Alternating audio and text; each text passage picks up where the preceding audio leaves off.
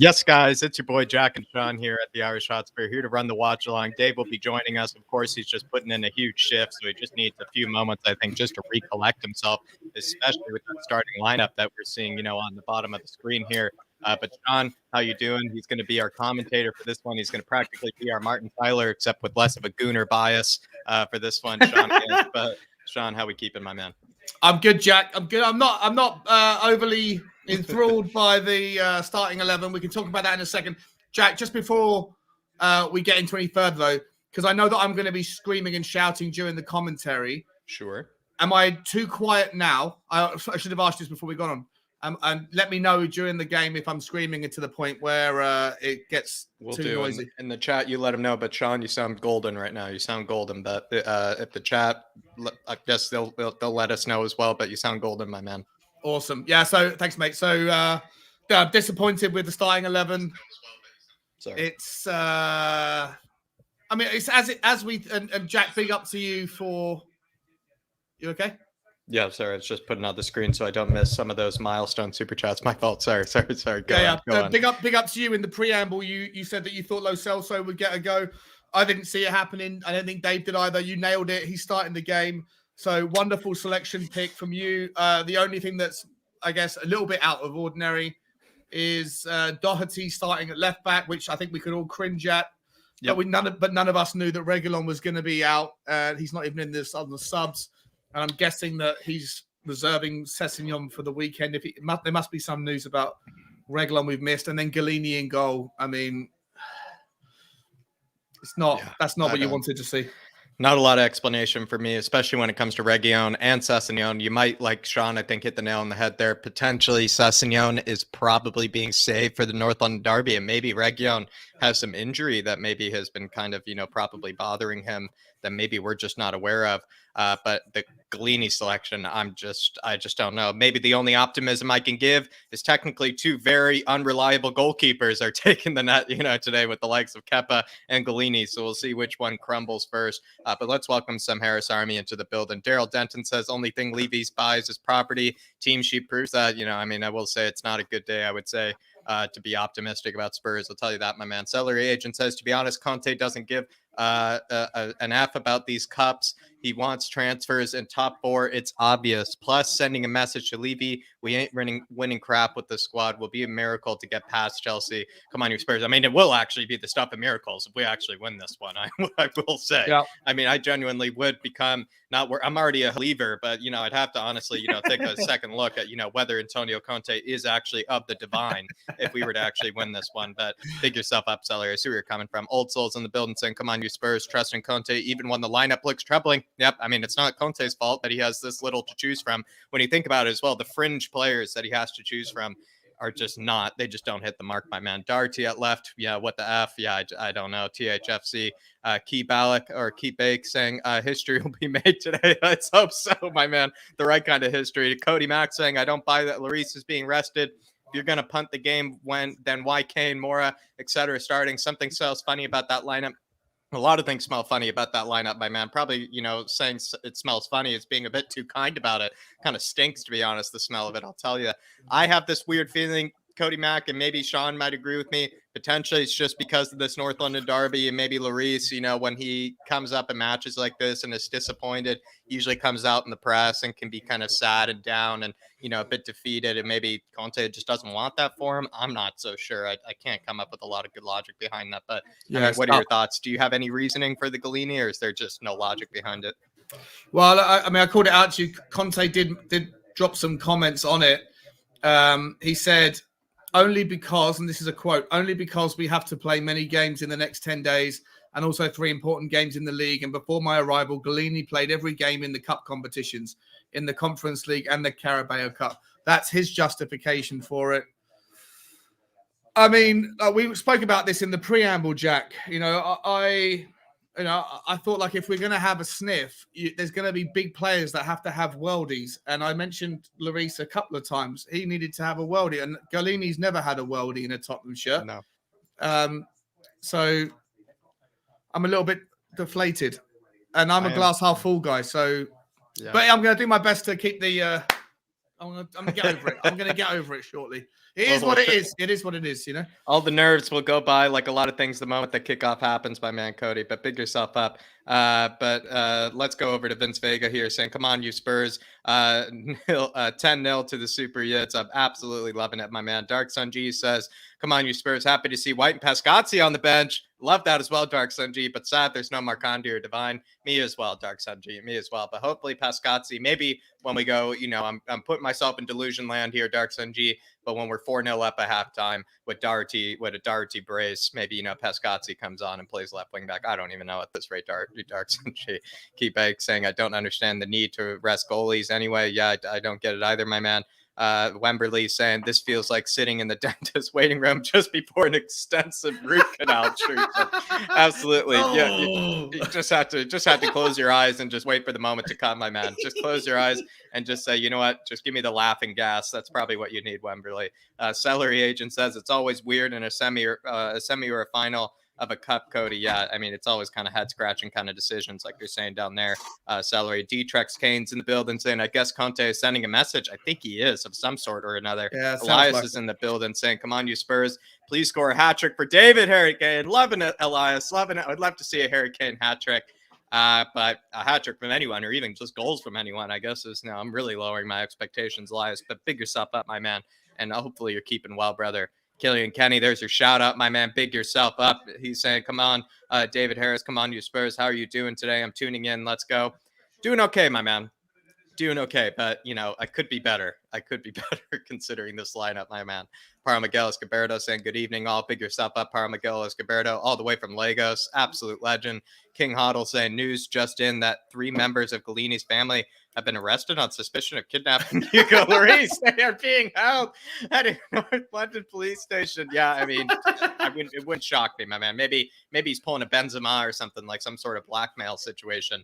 Who knows, my man. But Terry Wright's also saying good evening, all. Come on, you Spurs. Big up, Terry Wright. Hopefully you're keeping well. Shushan Busal saying, I don't feel comfortable, but believe in Conte. We got to believe, my man. I mean, he's already taken absolute charity mission by taking, this club at hand. Daryl Tenton saying Conte giving up. It almost looks like that, my man. Kev Williams is going for 3-0 here. I absolutely love the delusion, my man.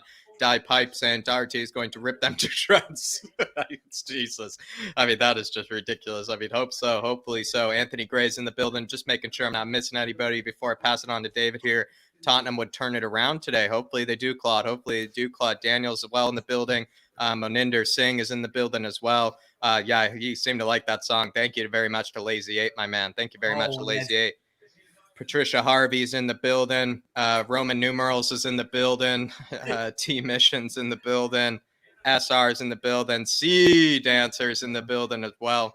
But we got a super chat in here from Dark Sun G Dave, and he's saying, really happy to see youths on the bench today. Come on, you Spurs. He called it. I didn't think it was going to happen. I really didn't. But Dark Sun G called it. So I want to know where you got your info from, my man. I'll be kidnapping you to find out where you got that information from. But he did call it.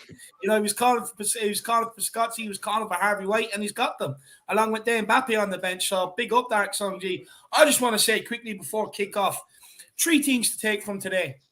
My quotes last night that I read out from Conte and Pochettino, how similar they were. You look at the lineup today. Now should we be concerned? The next thing is look, enjoy being an underdog. This is what these are about. We're not at full strength. But like I said, remember my quotes from before the game. It's not about the size of the dog. It's about the size of the fight in the dog. And it couldn't be any more truer with this lineup tonight. Look, at the end of the day, I get it. People are disappointed by the lineup. I mean, I am. It looks like we've thrown in the towel. But we're fucking Tottenham Hotspur, and I'm still going to believe until I can't no more. You know, I mean, until it smacks me in the face that we're dead and buried, I'm still going to believe that we can turn this over. I mean, look, we have to. Let's just get at them. Let's see what we can do, and let's support them. I mean, Harry Winks is in there. Giovanni Lo Celso. Let's see maybe if they can produce a little bit of magic for us today in the midfield. Players are taking the knee on my screen right now. Okay, so I've already started, so I'll press pause. Dave, where are you at? Just starting now. I'll tell you now. Just kicked off for me. How Okay, about Sean? We could wait for each other 30 seconds, maybe? Yeah. Okay, I'll wait to 30 seconds. Appreciate you. I'm sick of it. Shawnee, do you have the commentary on? I'm going to turn it off now.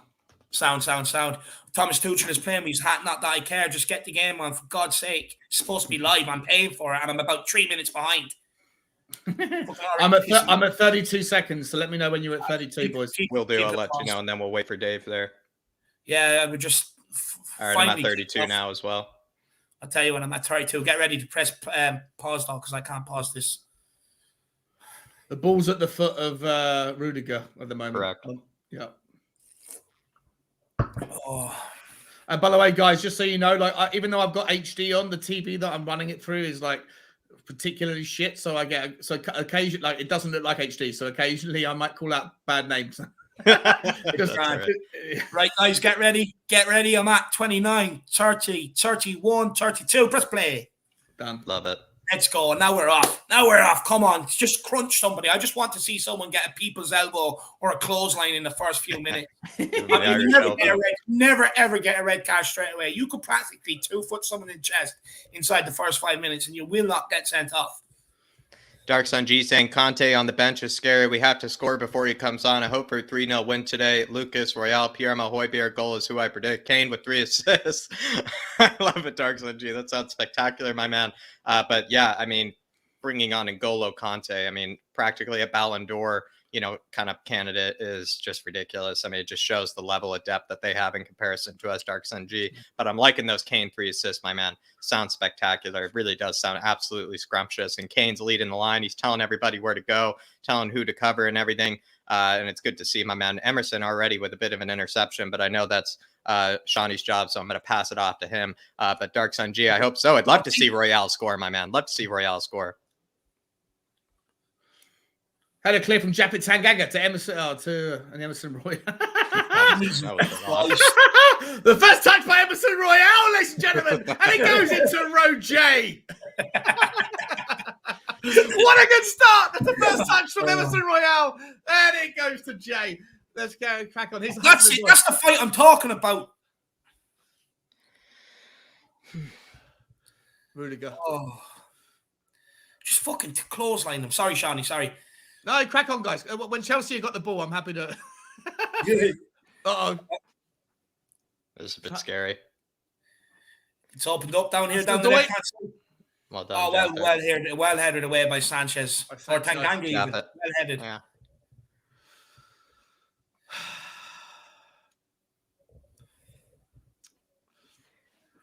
Jorginho knocks it out wide. No. Tanganga clears. Up towards Harry Kane. Good header sideways. Nothing there. Come on, Harry. Crowd it out. Lucas Moura nowhere to go. And it goes back to Christensen.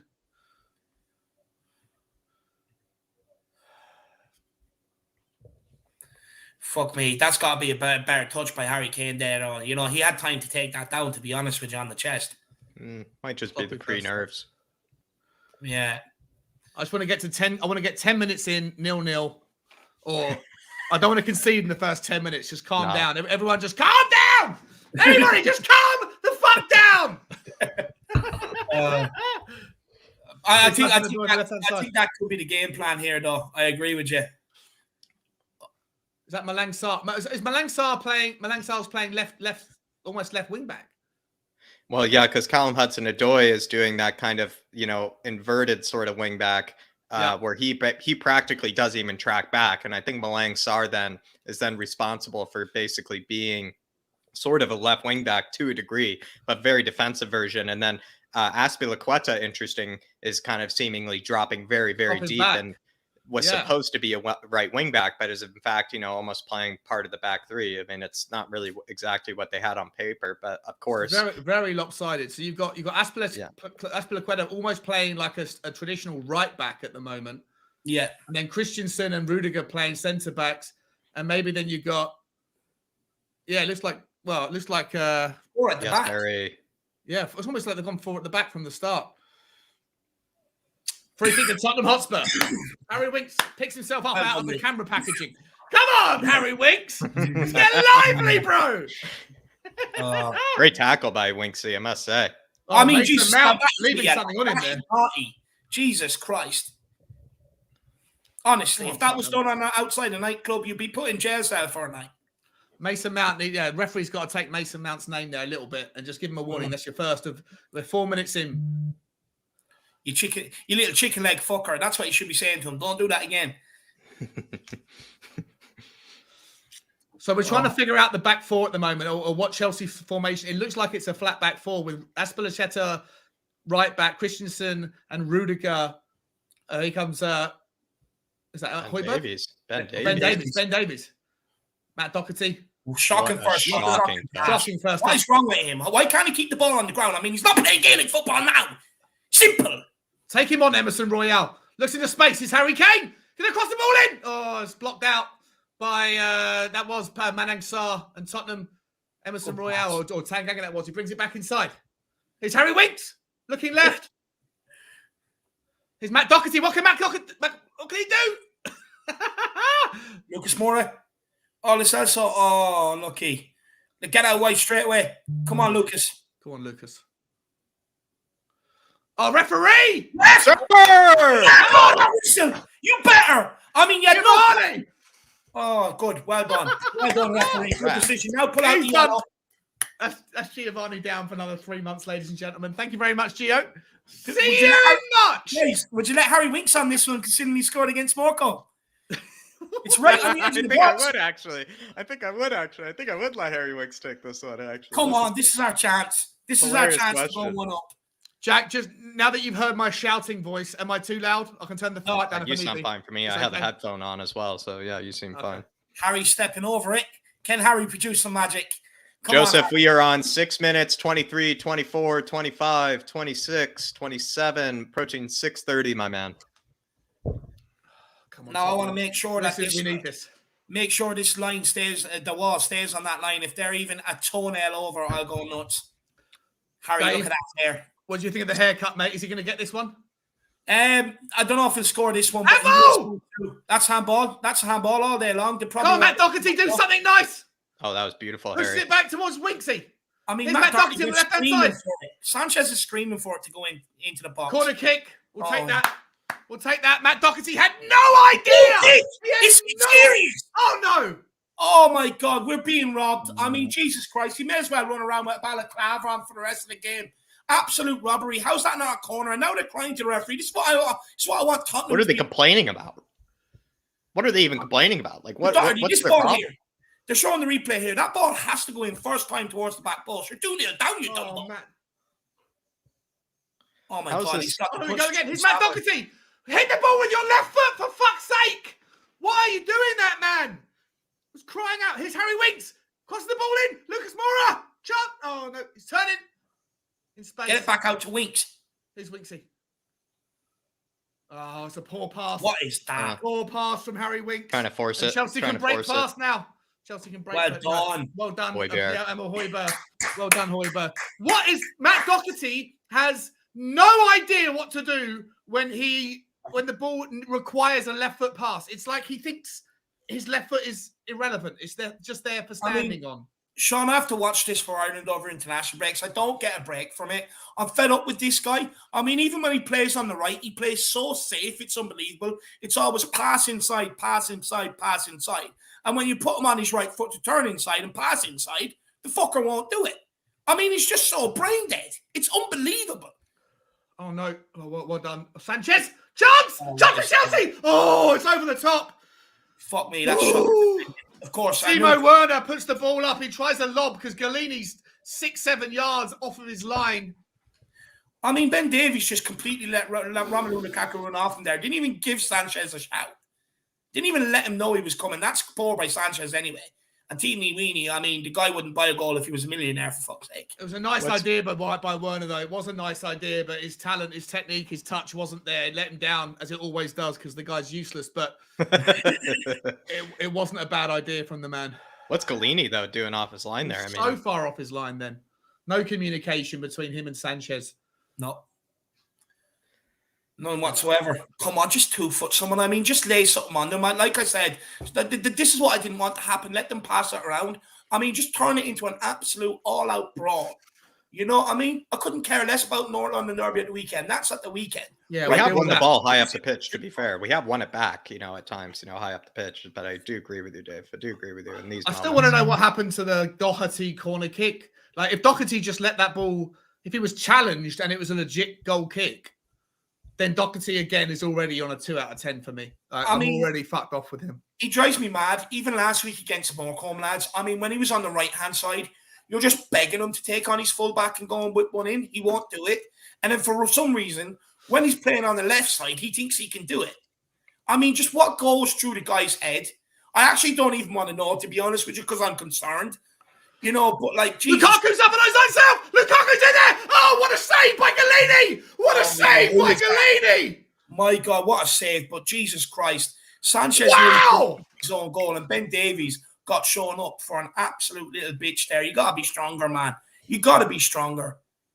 I mean, the first touch by Lukaku is sublime. Yeah, it's sublime. And the second, and the shot hits Galini. I'm not sure how much Galini knows about it, but either way, I take it all back, Pierre. I take it all back. What a save. But I mean, what's Sanchez doing? I mean, this is my problem with him. He's got 2 left feet, the fucker. You need to put it back into the own net after Galini. What a save. Lucas Moura there to head the ball, the best header in our team, and he's 5'8". Best header in the team, gets rid of the ball, and it comes back to Christensen now on the halfway line, and Chelsea look to rebuild. What a start. We wanted to get through the first 10 minutes, boys and girls, and we have, but only just. It could have been it. Could have been game, set, and match. If it wasn't for Galini, it was a fantastic low save. I think it hit his legs. I think it hit his knee. Yeah, it was. Look, I don't care what it hit. It could come off his Mickey. I couldn't care. What a save. What an absolute save, to be honest with you. I mean, right. Jack, we have to be cautious there, though, Jacko. Ben Davies cannot be pinned by Lukaku like that. We've seen this time and time again this season where, players make runs in and behind that central defender, that libero defender in the middle of that back three. And, Eric Dyer's been guilty of it. Sanchez has been guilty of it. It's just a bit of ball watching, and it's also just simply not being strong enough. That's why, to a degree, some people have said, or at least have called for that player in the middle of the back three to be someone that is kind of a bit of a brick house, someone that is kind of a bit of, kind of a to a degree, almost like a Harry Maguire, a bit of a human fridge that you need kind of back there, because that does actually allow it so that if they do track that run, they're not going to get bullied like Sanchez did there. Yeah.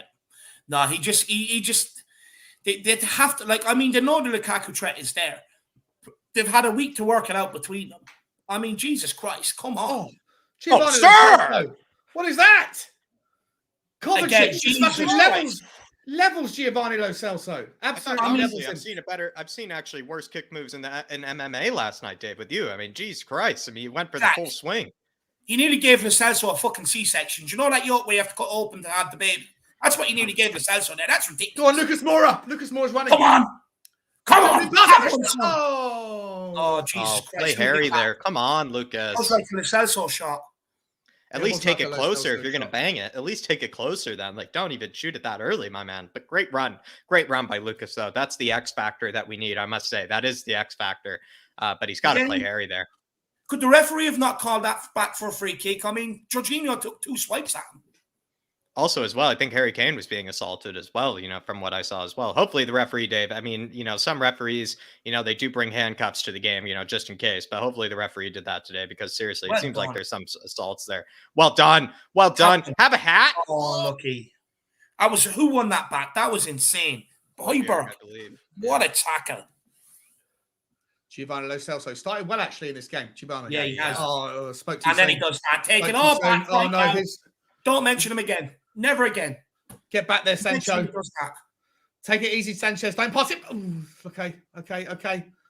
Oh, no. Jesus Christ.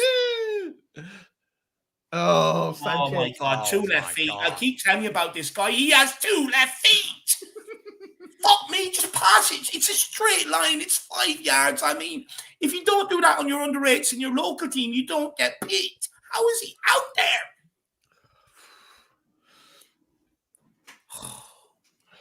I mean, honestly, picking this guy, it's like packing your girlfriend up and sending her off to your ex-boyfriend's house for the weekend. You know what's going to happen. You know what I mean? It's stupid. Wembley says we're just lulling Chelsea into a false sense of security. We're clearly waiting for them to start collapsing with laughter at our ineptitude, and then we strike. That's a great comment, Wembley. I will say it's a great comment, my man. That's it, Højbjerg. Look at that. Endeavour. That's what I'm talking about. That's why he sets the tone for that sort of stuff. Now someone else needs to follow up. Just clatter them. Please. I just want to see two people in Højbjerg's arms giving them nuggies. I really do. Come on, boys. So they're running through us. Get there back, Sanchez. Sanchez, be careful. He can't even go on. Weenie. Oh, no. Oh, what a tackle. Oh, Gio. Fuck me. Giovanni Lo Celso. Sanchez is useless in the middle. He is useless in the middle. We're talking about Timo Werner. I mean, he's so lightweight. Look at Sanchez. He walks around with muscles on his arm and he's getting blown over. Jesus Christ. What does Werner have on his breath? Garlic or something? Are you terrified of him? Does his breath smell?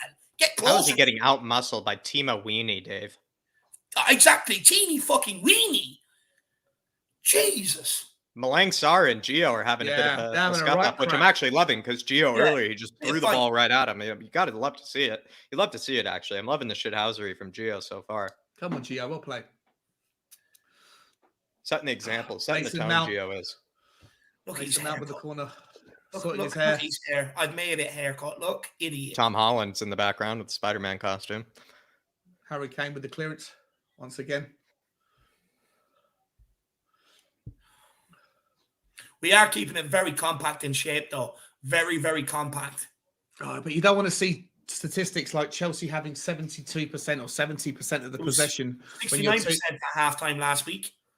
Yeah, but we're 2-0 down, Dave. Yeah, I know. It's roughly the same this week. That's what I'm saying. Stay in the game. Stay in the game. Jesus Christ. Oh, my God. Well done, Matt Doherty. Well done, Matt Doherty.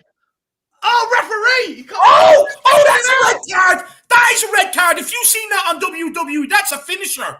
I mean, that is a finisher on WWE. How can you not? Oh, my God. He's literally just clotheslined it. I mean, he basically put him in a NASA rocket up to space without warning him with the countdown.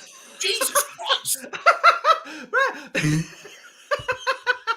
Exactly. I'm watching. It's the third time he's taken him out. It's like it's a shoulder charge when the guy's leaning back. He's getting flipped. When I seen the Celso flip like that, I honestly thought there was a sniper up on the skywalk.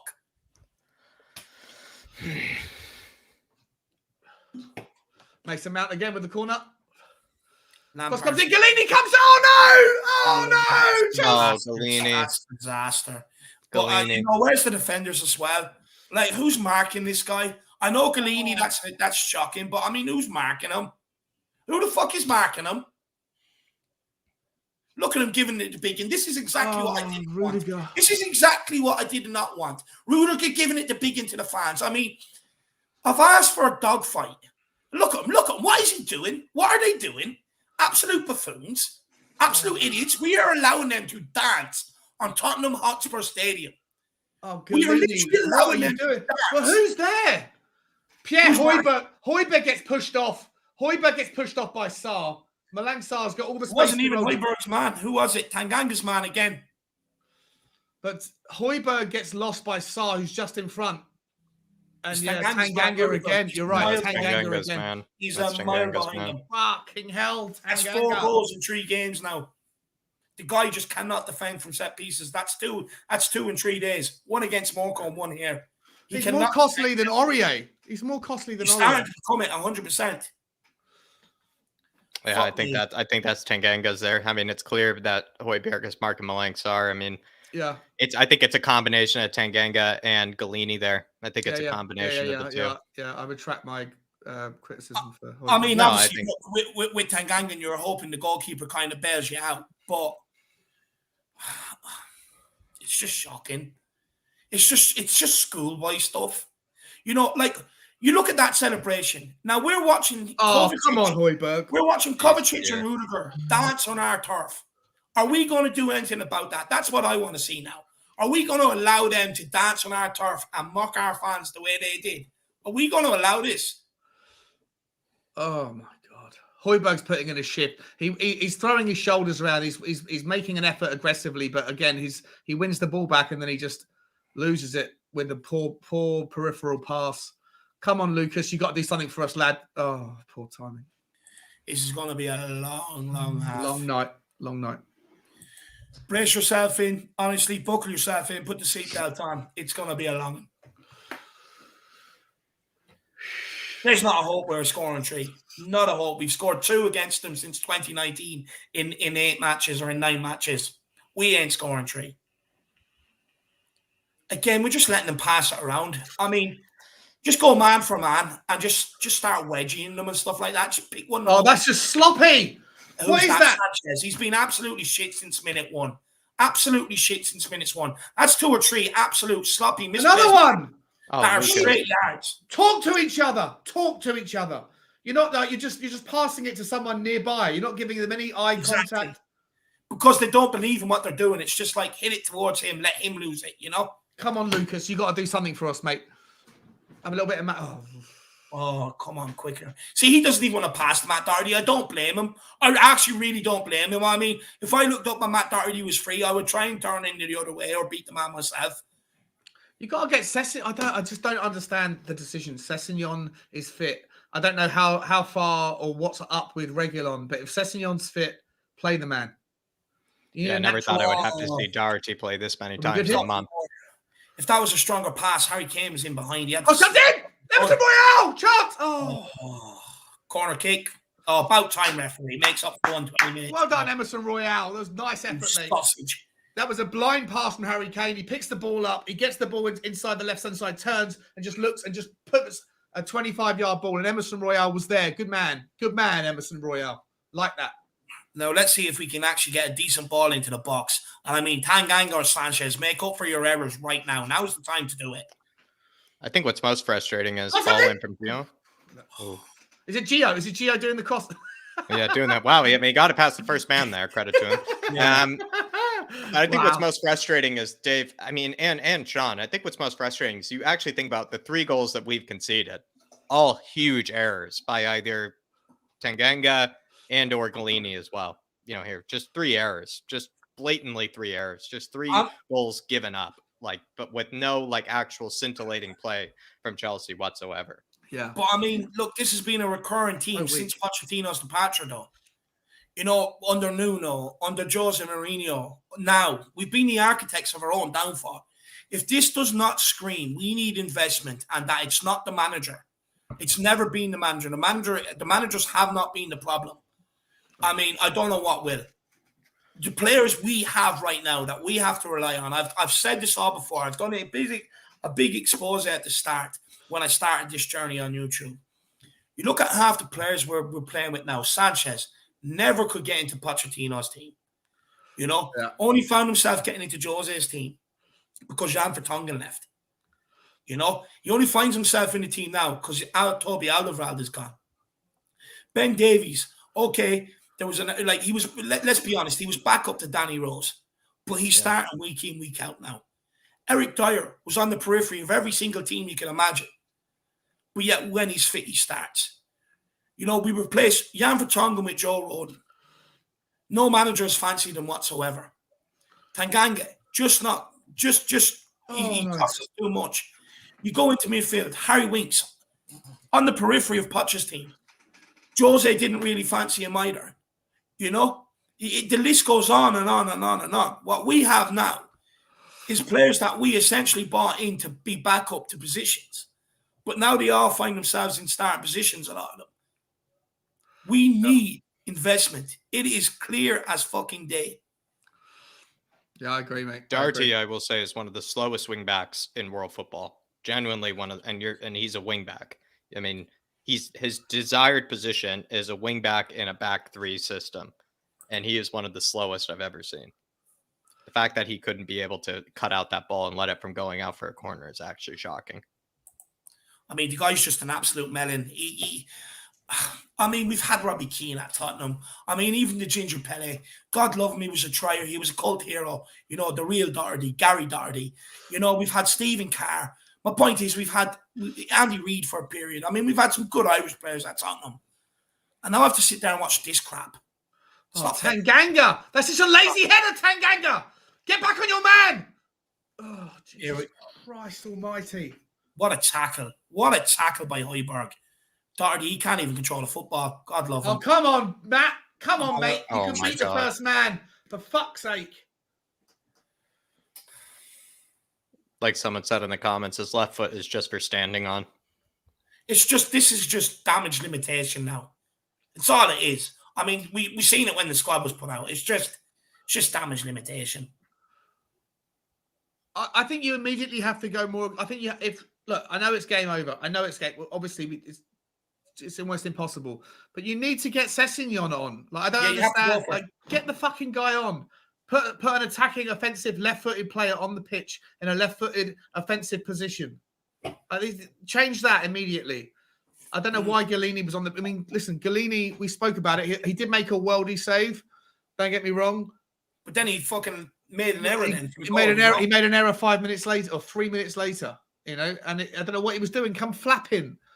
The one thing you know about Hugo Lloris, he never comes flapping for a ball. He never even comes anywhere near a corner. He never tries to. It's only this season. I was about to say that. It's only this season since we started seeing him coming to claim a couple. Yeah. I mean, even now, like, where's the press? I mean, that's better. Oh my God! Oh, come on, Jack! Oh my God! He's so slow. He's nowhere near. Do you know what? He didn't even know Timo Werner was there. He actually didn't even know he was there because he was running at a snail's pace. He hadn't a clue he was there until he came across him. He's lucky he didn't give away a fucking penalty then. I mean, I think Timo's going down before he's even receiving contact there, I'll be honest, because he is Timo Weenie. But smart play, Jack. He knows the contact's coming because Tanganga already fucked up. He didn't know he was there. No, that's your spot on. They always say in football, one error is quickly followed by another. Dara saying, point made, Levy he needs players. Levy, he needs players. Wake up. I mean, like someone has said in the comments, it nearly would take 200 million to practically replace all of these players and bring in new ones that are actually of some sort of quality. Probably even more than that. Might as well spend the full 400 million, Dara, but completely agree, my man. I mean, seriously, I just don't know. I just don't know why, you know, the owners enjoy watching this. I really don't. I really don't know what they see in this. Like, how can they tolerate this? But see, Jack, they know. But Jack, you know, the thing is, they know that no matter what, fans are going to pay for it because you get that weird loyalty when you buy a football club. You know that you have fans who are not just going to switch off because you're the owner and go and support Crystal Palace or whoever it may be. They know you're not going to do that. And that's what kills me at times. Like, I agree with absolutely everything, you know, like that Daigle says, and I agree with a lot of what Sean says. But the thing is, for me, I just want to be in the middle ground. It's like just a bit of give and take. It's all I want, a bit of flexibility. And the other lads in the building that says Chelsea is bullying us again. It's embarrassing. And Simon McClure says we are spineless. 100%. I couldn't agree more. I mean, it's just, there it has it. 76% possession for Chelsea in the last 10 minutes, and we've 24%. You wouldn't think we're 3-0 down. I mean, this is the thing. I get it. We're sitting in and stuff like that. Probably a bit of damage limitation. But, I mean, all I want to see today, and I said, I can accept losing as long as we've had a goal. But we haven't. We've just literally sit there and let them have their way with us again. I mean, you're watching Rudiger and Kovacic dance on our turf. You know what I mean? Mocking the fans once they've scored, and we're just allowing it to happen. Yeah. Oh, come on, Doherty. Oh, no that's way. Shocking. That is absolutely shocking. And we're going to head it straight into danger. Well done. Oh, Emerson, come on, from a mile away. I mean, why not just head that back into Galini's arms? They are walking us off the park. This is embarrassing. They're not even in second gear. This is humiliating. Oh, how are they getting that pass in there? It's absolutely humiliating. This is humiliating. Japhet Tanganga does not belong in the Tottenham shirt at the moment. He has to. He has you know to what? He's here because we don't have quality. I hear you, man. I hear you. Yeah, it's our defensive options are as thin as my hairline. It's devastating. And Conte says that the replacing a centre back is 5th on the priority list. Come on, man. Yeah. Antonio Conte has one of those faces again, like he did against Mura. Just doesn't know what he's looking at. That's what it is. I mean, the thing is, as a manager, you must be frustrating as well because, like, you can send the team out with all the tactics, what you want them to do, but you have to be able to rely on the players, and that's shocking. That's absolutely shocking. But you have to be able to rely on the players to carry it out. And my point is I don't think Jose could have. I don't think Nuno could have. Pochettino clearly couldn't come to the tail end of his career at Tottenham. And Conte, I reckon, is struggling too. I do not believe for one bit that Conte sent this team out to defend and sit back the way we have. I do not believe it for 1 minute. Yeah. I hear you, man. It's gonna be a long hour. I just hate how I know we played atrociously. I just kind of hate that the 3 goals that we've conceded have been calamitous errors. Like, it could technically, I hate to, despite how horrible we have played, it could really actually be 0-0 when you do think about it on aggregate at this moment in time.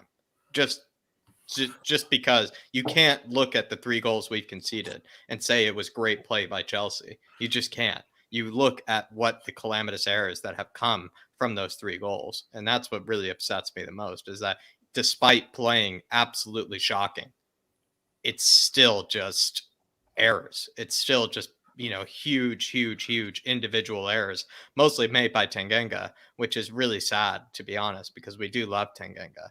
But it is just kind of more defeating that way, because when you know you're the worst team, you just can't win a game if that's how you're gonna if that's how it's gonna go about, because you can be the worst team, but if you defeat yourself, shoot yourself basically with calamitous errors, there's just no hope. Flick.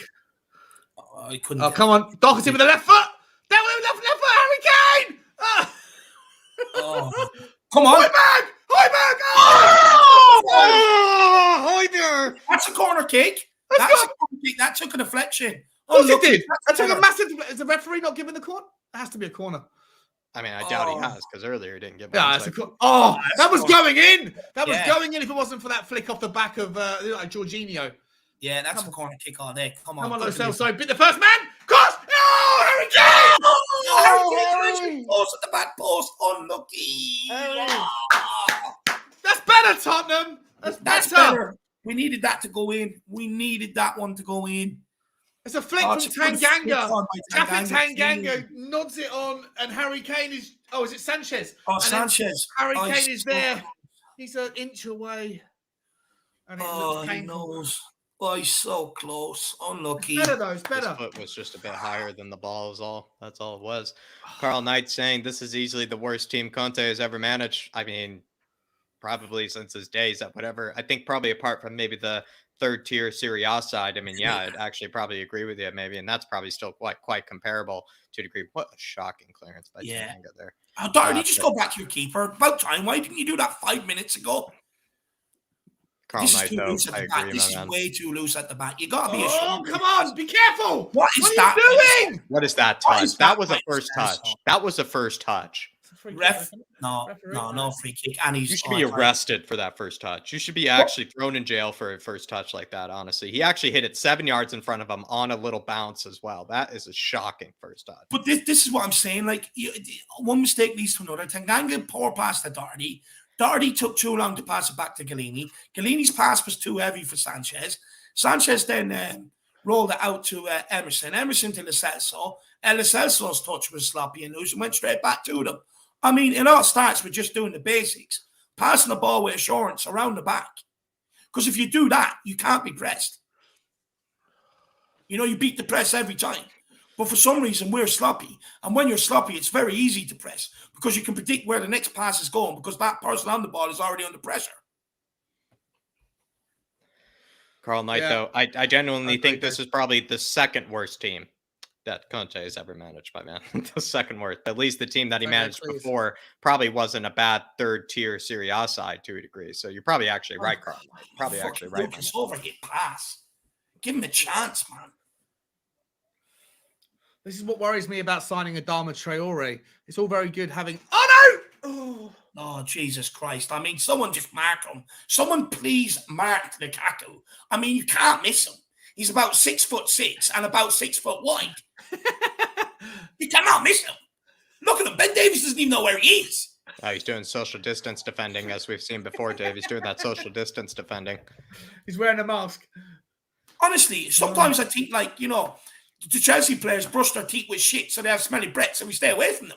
No, I mean, Dave, I've honestly seen less of wide berths given at a queue in, in a pharmacy, Dave. I mean, seriously, I mean, Ben Davies there, he's seriously like, he's almost like he's giving them more than 6 feet. It's like, I don't know, Dave. It's just, he's no, I've said this before, Dave, because he did that with, Man United, where at times it was just social distance defending. It is a bit shocking. Well done. Who's that? Is that Tanganga down injured? That's okay. If you got to go off, that's fine. Just play on. Jesus Christ. What are you waiting for? The referee to blow his whistle? Fuck me. Just play the whistle. Just play on. What are you waiting for? And now you get the ball back to... Oh, this is hurting. This is actually hurtful. I'm actually going to want to play FIFA now tonight and just rage on it. Spank teams 11-0 just so I can feel better. It's ridiculous.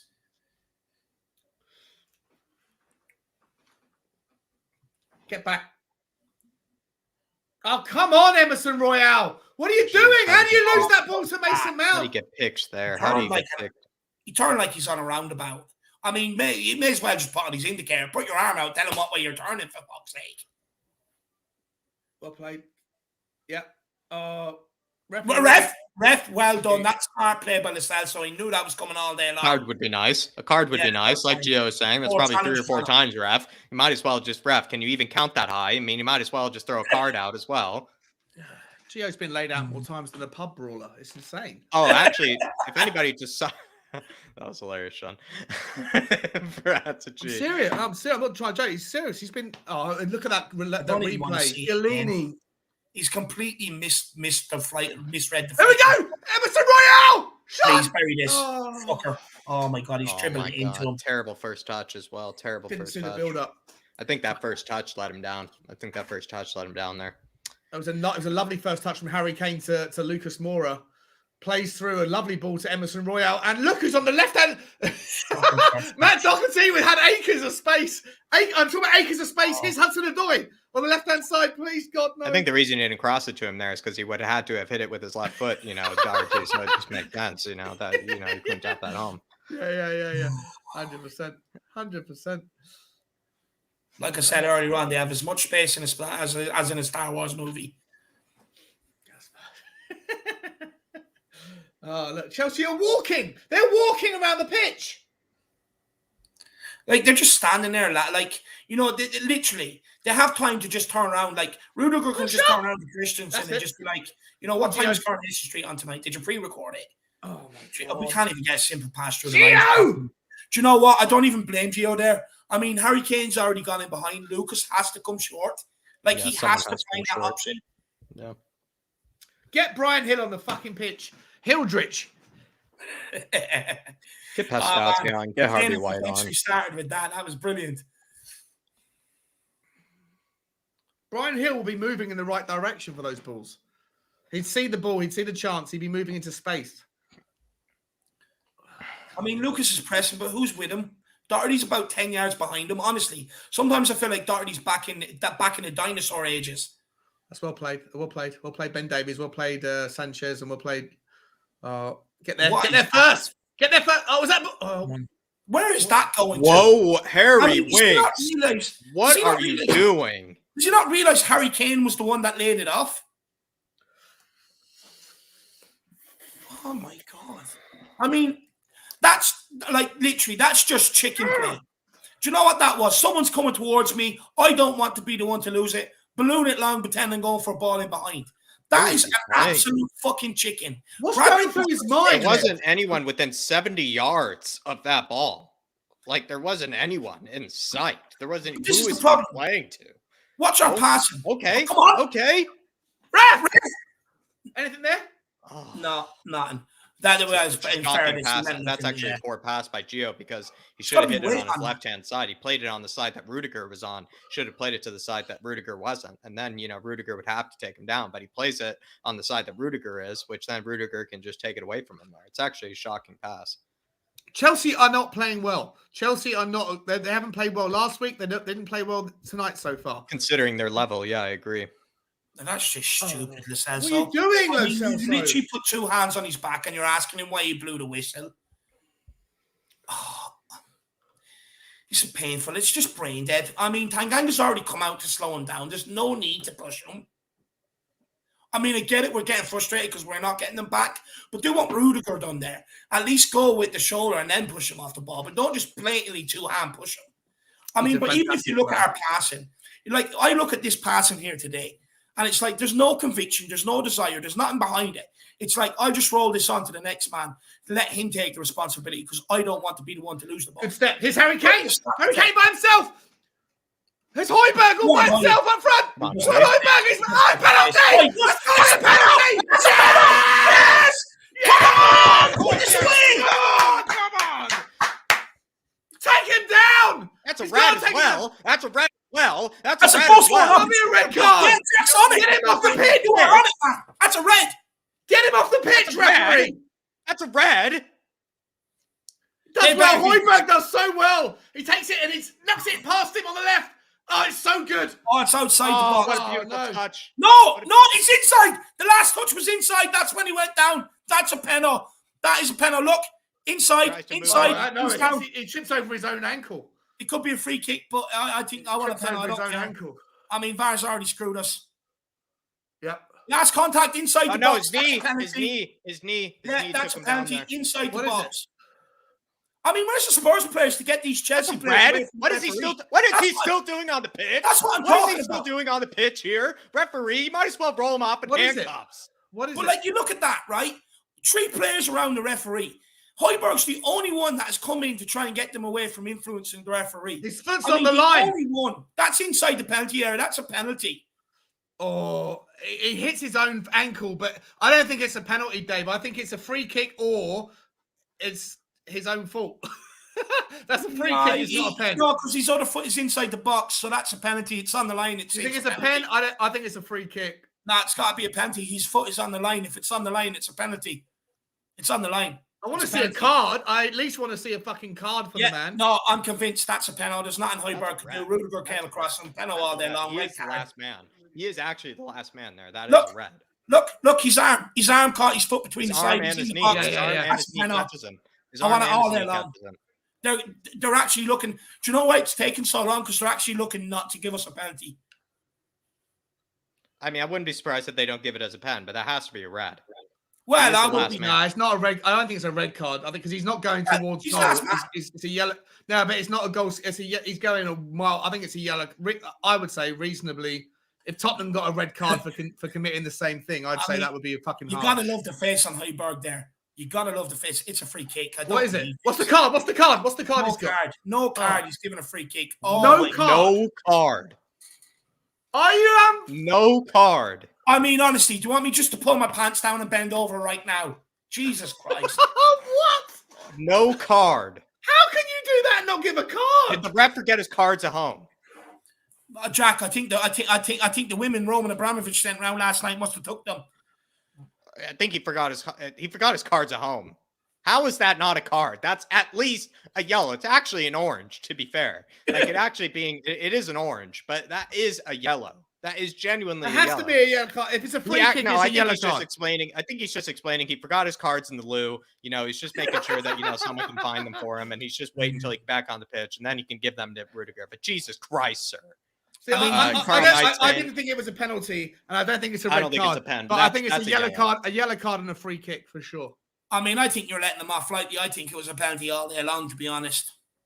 I don't know about penalty, Dave. For me, I would stretch it to a red. I would stretch it to a red because I think as much as you look at the position of it, I mean, it has to be last man there. It is last man. I don't really care. I mean, Højbjerg is going to have a shot on goal there. He is going to have a shot on goal if he isn't taken down. Oh, yeah, but I feel like it was, just being devil's advocate, I feel like he was moving violently away from the goal. So probably, but not to get any card is insane. How can you possibly suggest that there's not a card worthy at all? There, it's madness. Well, the reason he's moving away from goal. The reason he's moving away from goal is because he knows he's about to get assaulted by Correct. Rudiger, what's this idiot Aspilicueta doing? What's he doing? Looking to sniff their ass or something? Honestly, it looks like he's lining up for a scrum at rugby. What a tool! And that's Gio can't get it over the wall. Just get it on target. It's all you're asking. I mean, you practice this every day in training from the edge of the box.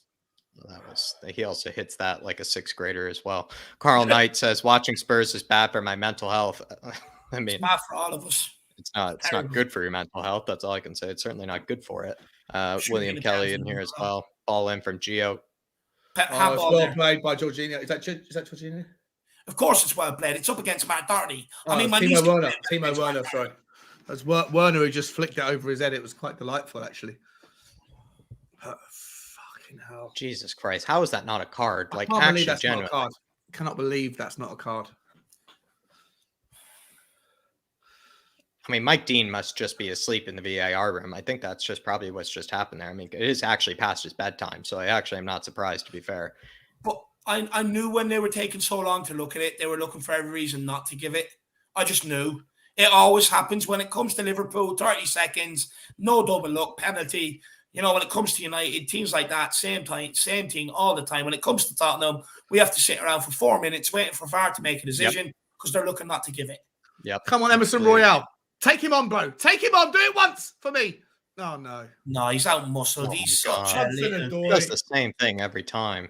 What a bitch. Just take it inside. He's actually showing you inside. Oh, wait, cross the ball in. Oh. What is that? Oh, that's a shocking ball. I'm a shot, Ben Davies! No.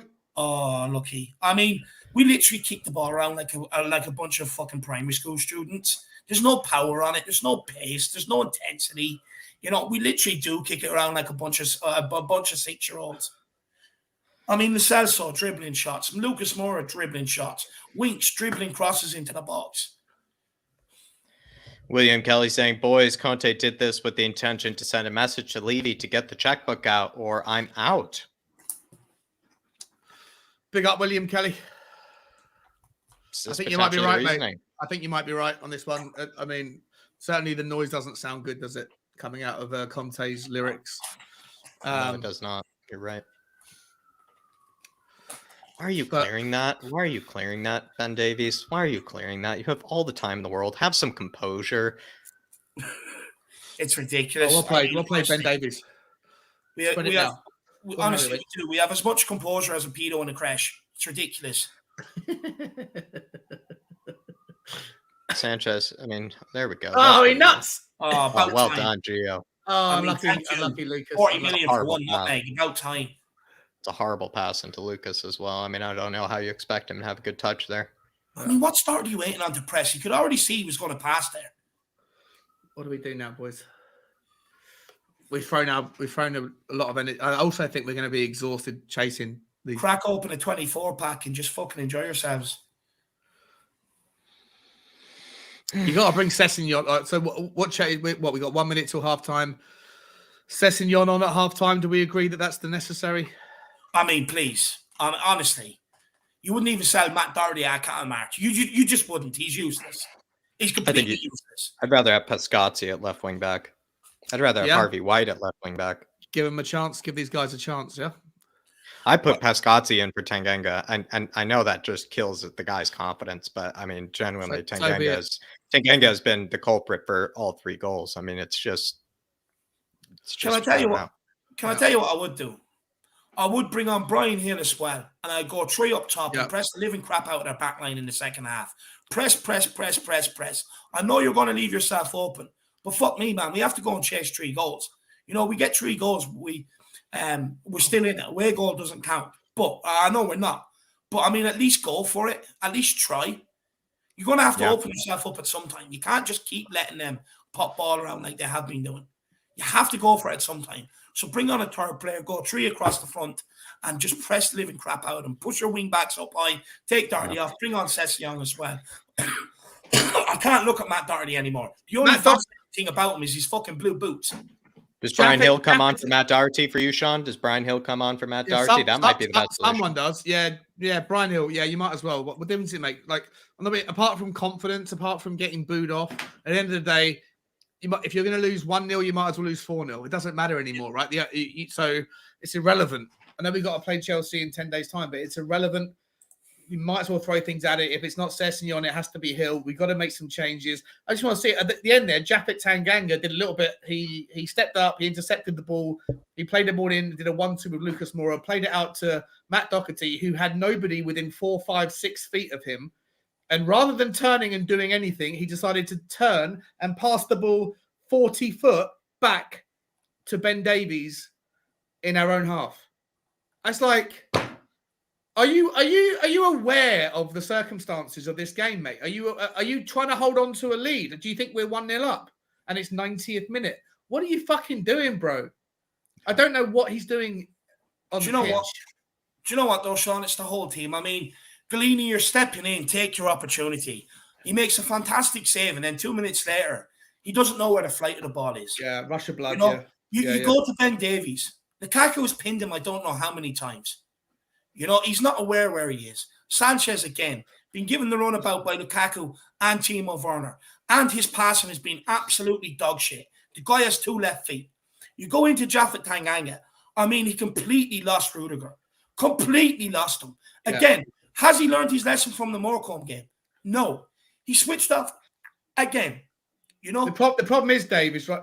Like I said it a minute ago to you guys. He's like the new version of Aurier, the mistakes that cost us. But when Aurier cost us, worst case scenario, he like shoulder barged some idiot in the back just inside the penalty area and gave away a penalty. I think that was against Wolves or a Burnley or someone.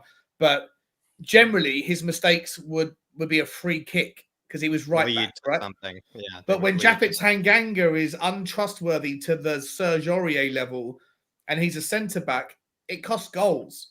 Aurier's mistakes led indirectly to goals. Tanganga's goals are directly leading. His mistakes are directly leading to goals. I agree with you, but the reason why Tanganga probably doesn't get as much heat as Aurier is purely because we paid 25 million for Aurier. We didn't pay for Tanganga. He's come through the ranks. But continue on. You go into midfield. I mean, Harry Winks, he's been poor. Lo Celso, he's been poor. You know, Højbjerg, at least he's trying. He's the only one that you see when there's been a breakdown of play, he's in and around the referee. He's pushing Chelsea players away. No one else wants to do it. Højbjerg is turning the ball over in the midfield. But at times when he has turned it over, his pass has been poor. Yeah. I mean, Harry Kane has made 2 or 3 good runs in behind. And one of them, Lo Celso's pass was shocking. It was shocking. Not enough weight on it. There was another one where he was screaming for it in behind. And Winks dribbled the pass into him. He had to check his shoe and come back and get onto the ball. I mean, we're not even on the same wavelength. Lucas Moura, I mean, he's trying. There's endeavour there. But like the thing is, even when we're passing it, it's all just passing responsibility. You lose the ball. You lose the ball. It's like, it feels like to me, we're stat panning. You know, we're not really actually going after it with any real vigor, any real determination, any sort of bollocks. I mean, we haven't even turned it into a brawl, into a fight. We haven't even tried to bring them down to our level. We haven't even really tried to press them too high either. At times, they're just walking around. What I want to see in this second half is a complete change. If I was Conte, I'd be showing them pictures, videos of Rudiger and Kovacic dancing on our home pitch, mocking the fans when they've scored. You know, come out and do it for us. If you've lost belief in yourself, come out and fucking do it for us. Put on something for us. I've had enough. Over 2 legs, it's been absolutely crap. I mean, look, Conte did say it. We're nowhere near the quality. But what you can do is do things in different ways. But we've showed no fight. And that's the hardest thing to take from this. Yeah, you know what, though? One thing I would... Sorry, Jack, please. Go. No, I was just going to ask you, Sean or Dave, you know, maybe to William Kelly's point before we move on to the next super chat here. William Kelly saying, boys, Conte did this with intentions to send a message to Levy to get the checkbook out or he's out. I mean, do you feel like potentially this lineup, you know, now that we've seen the performance, you know, and everything, is Conte almost doing this to a degree just to show the limitations that he has, like to show that basically he only has certain players that he can choose from. And they're, you know, it's not like he's playing 1 game a week, you know, like the scum, you know, he's playing 2-3 games a week at times. I mean, you can't expect, you know, him to put out, you know, world-class, you know, 11s, you know, every single match. And maybe that's what he's trying to point out here, maybe, Sean, or do you maybe think it's just him just giving up already before the competition? If he did that, if he threw away a game tonight by playing Galini and Doherty at left back just to make a point, there's better ways that are less disrespectful to the fans to make a point. Yeah, that's fair. 60,000 people have gone to the game tonight. We've stayed up watching it. Dark Sunji and Guguma and whoever else from around the world are watching this at 4:05. If Antonio Conte has decided to play Galini to make a point, then if that's the case, then I'm going to say fuck Conte as well. That's outrageous. You shouldn't do that. Like you're playing with our emotions to make a point. I get the grants. I get the reason. I understand it, but you shouldn't do that. Make a point behind closed doors. Call Daniel Levy an asshole in the meeting. Whatever you got to do, tell him sign someone or I'm off. And then you know what the climate of the fan base is at, the energy, the atmosphere. You know where they're at. If I fuck off, you're dead. You're ruined. It's going to be cut. Like if he could say all those things behind closed doors, if he picks Galini instead of Lloris, if he picks Doherty instead of Sessegnon to make a point, it's a really poor thing to do. What if it's because he's actually maybe Levy has told him that maybe he has to pursue top 4 instead of a trophy, which has been to a degree the mantra of the Levy era and ENIC era, which is top 4 is more important than a trophy. So what if that's the case? Then if that's the case, then fuck Daniel Levy as well, because fuck both of them to a degree. Fuck whoever's decided that tonight is not important is. I'm not happy with, because I know it's a tough game, right? But if we lose tonight, we have 23 more games in the season. We have the other half of the season in the Premier League, and we got 4 more games in the FA Cup. We're not in Europe anymore, So I don't agree with this. I know we haven't got the best. I know we haven't got squad depth, but I don't understand. Doherty maybe, right? If Reguilon's injured and Sessegnon is being reserved for Arsenal, maybe there's a tactical idea. Maybe. But Galini for Lloris, no, there's no justification in my mind that you say. If he's saying the reason why I'm playing Galini is because Galini's always played in Europe this season, well, guess what happened to our European campaign? It was a disaster. In no small part because that man has been beaten by outside of the box shots from second division plumbers. Yeah. In Slovenia or to Paco de Ferreira, right? So the guy doesn't deserve to play in a semi-final. And I don't think, with respect, I know he did make a good save, but I think Lloris would have made the same save. No, I think the majority of that falls on him. That goal. Yeah. And the goal was was Galini's fault. So. Can I just make a quick point on that? Just quickly. Look, I agree. If Conte has sabotaged this to make a point, I mean, that would piss me off. It's disrespectful to the fans. The people that have paid to go, us at home who pay for the channel to watch it and everything else, it's disrespectful. But, I mean, you also have to keep looking at it. What is the guy supposed to do? We've got Chelsea, we've got Arsenal again in the league, Leicester, Chelsea. We still have this game to play.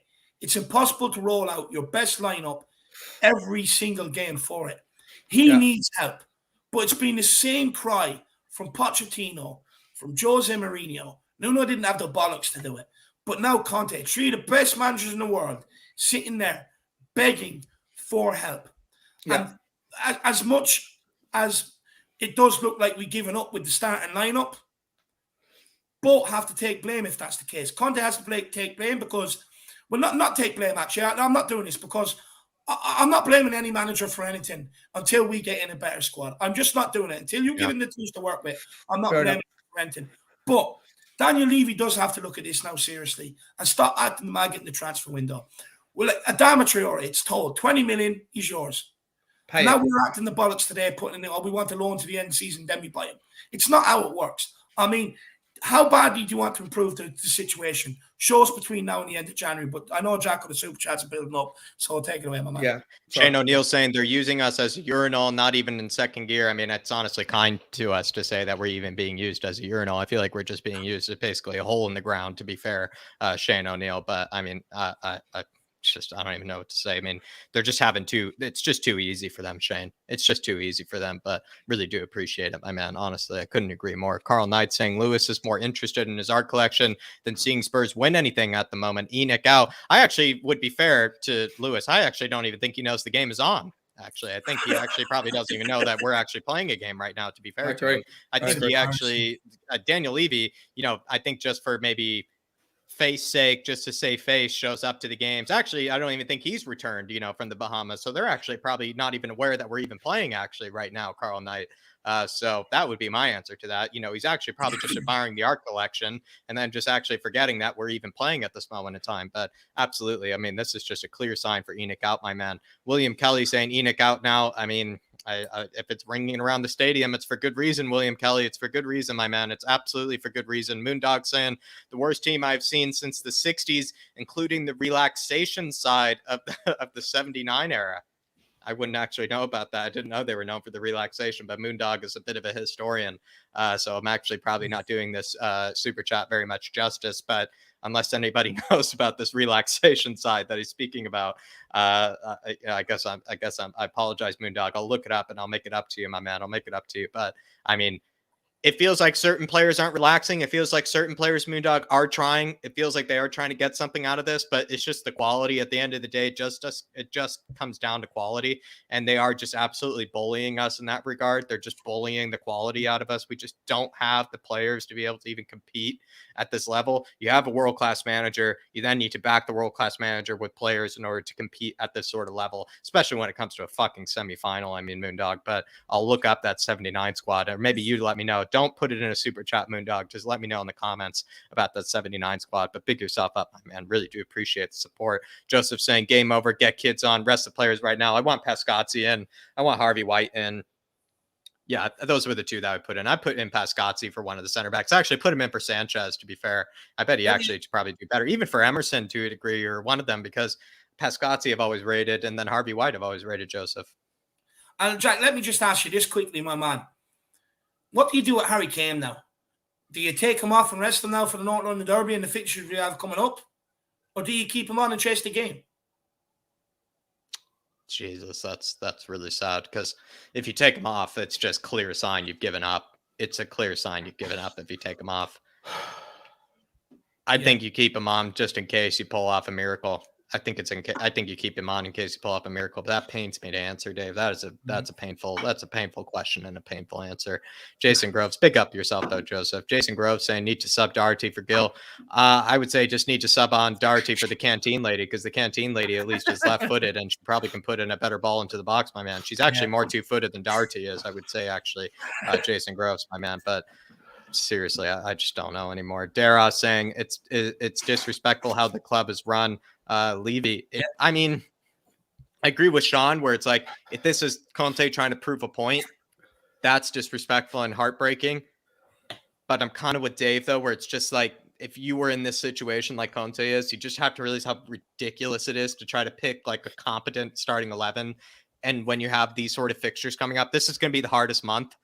We have Leicester, we have Chelsea twice, 3 times this month. We have Arsenal coming up. I mean, I don't know. It's a nightmare. I wouldn't actually want to be in Antonio Conte's position, because he's practically doing charity work for us with what he's having to do at this moment, Dara. But Jack, the only problem I have with Conte's selection is Galini.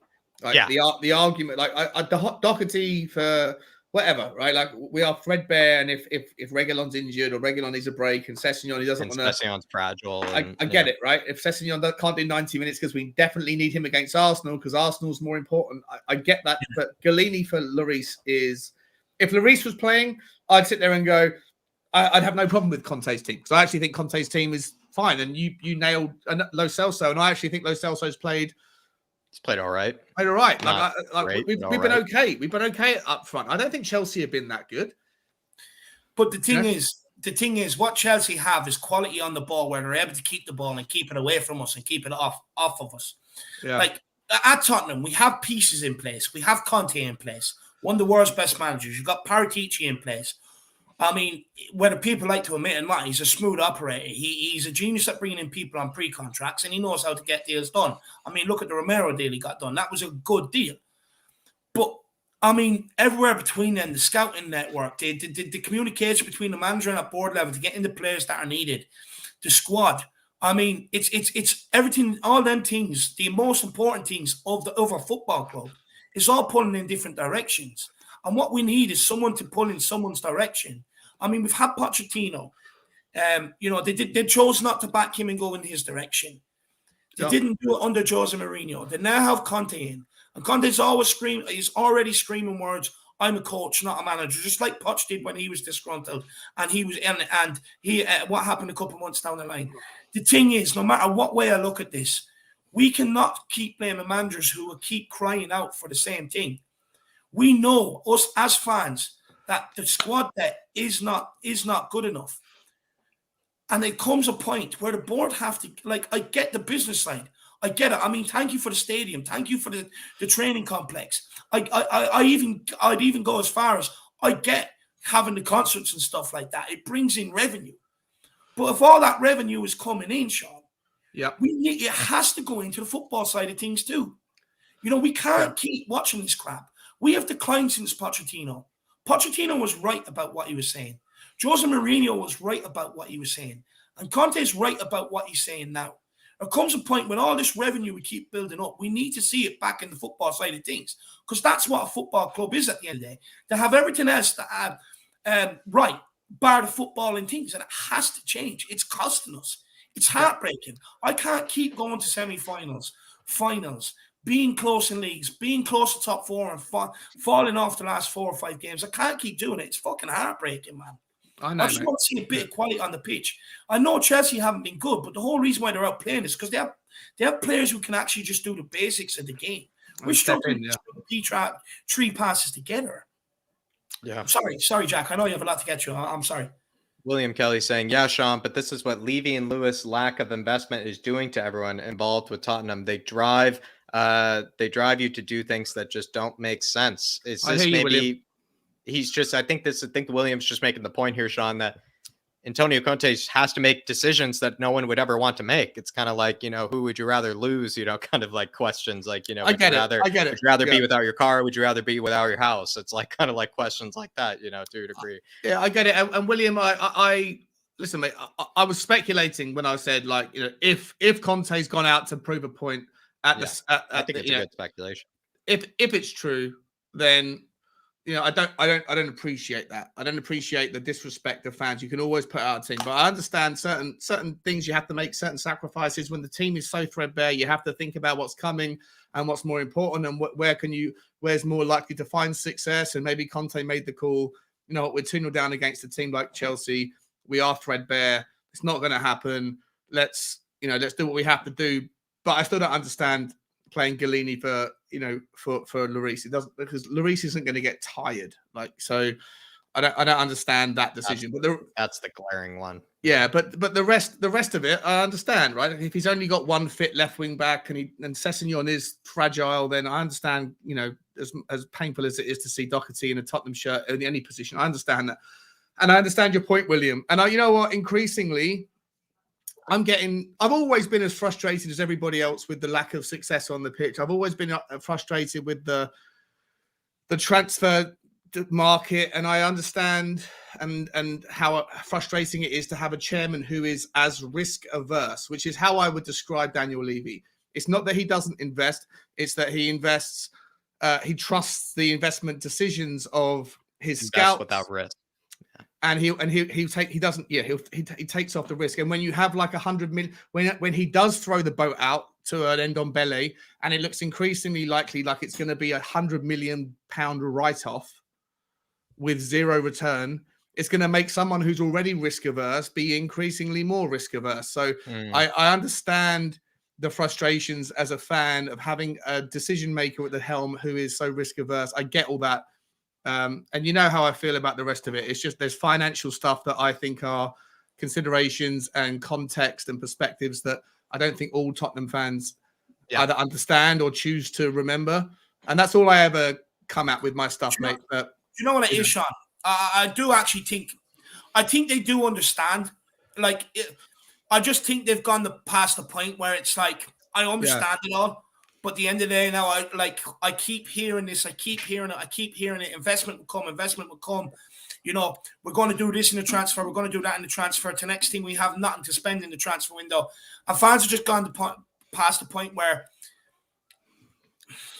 they just ignore all of that now because they just want better football. Yeah. You know what I mean? And that's not you. I mean, there's a lot more to it. There's a lot more that you understand that I wouldn't even understand. But I do think there are fans that have just gone past that point where it's like, and I understand that. I understand their point. I understand that anymore. Yeah, I get it. I get their frustration as well. Look, I think where we can all agree is that if there was a purchaser who came in who saw and analyzed the club and saw the sustainability, the general profitability, the consistent returns that a business owner would make, shall make, but then also was a bit more risk. It's like, when you're playing poker against someone, there's certain poker players who are super tight that never gamble unless they've got a really strong hand, and they'll win the hands that they play, but they don't play very many hands. And there's other poker players that play the long more, game. And there's other poker players that take more risk, and they'll lose a few hands, but when they win big because the people that are playing against them can't predict what hand they've got. And so I think that what would be awesome is if we could find a poker player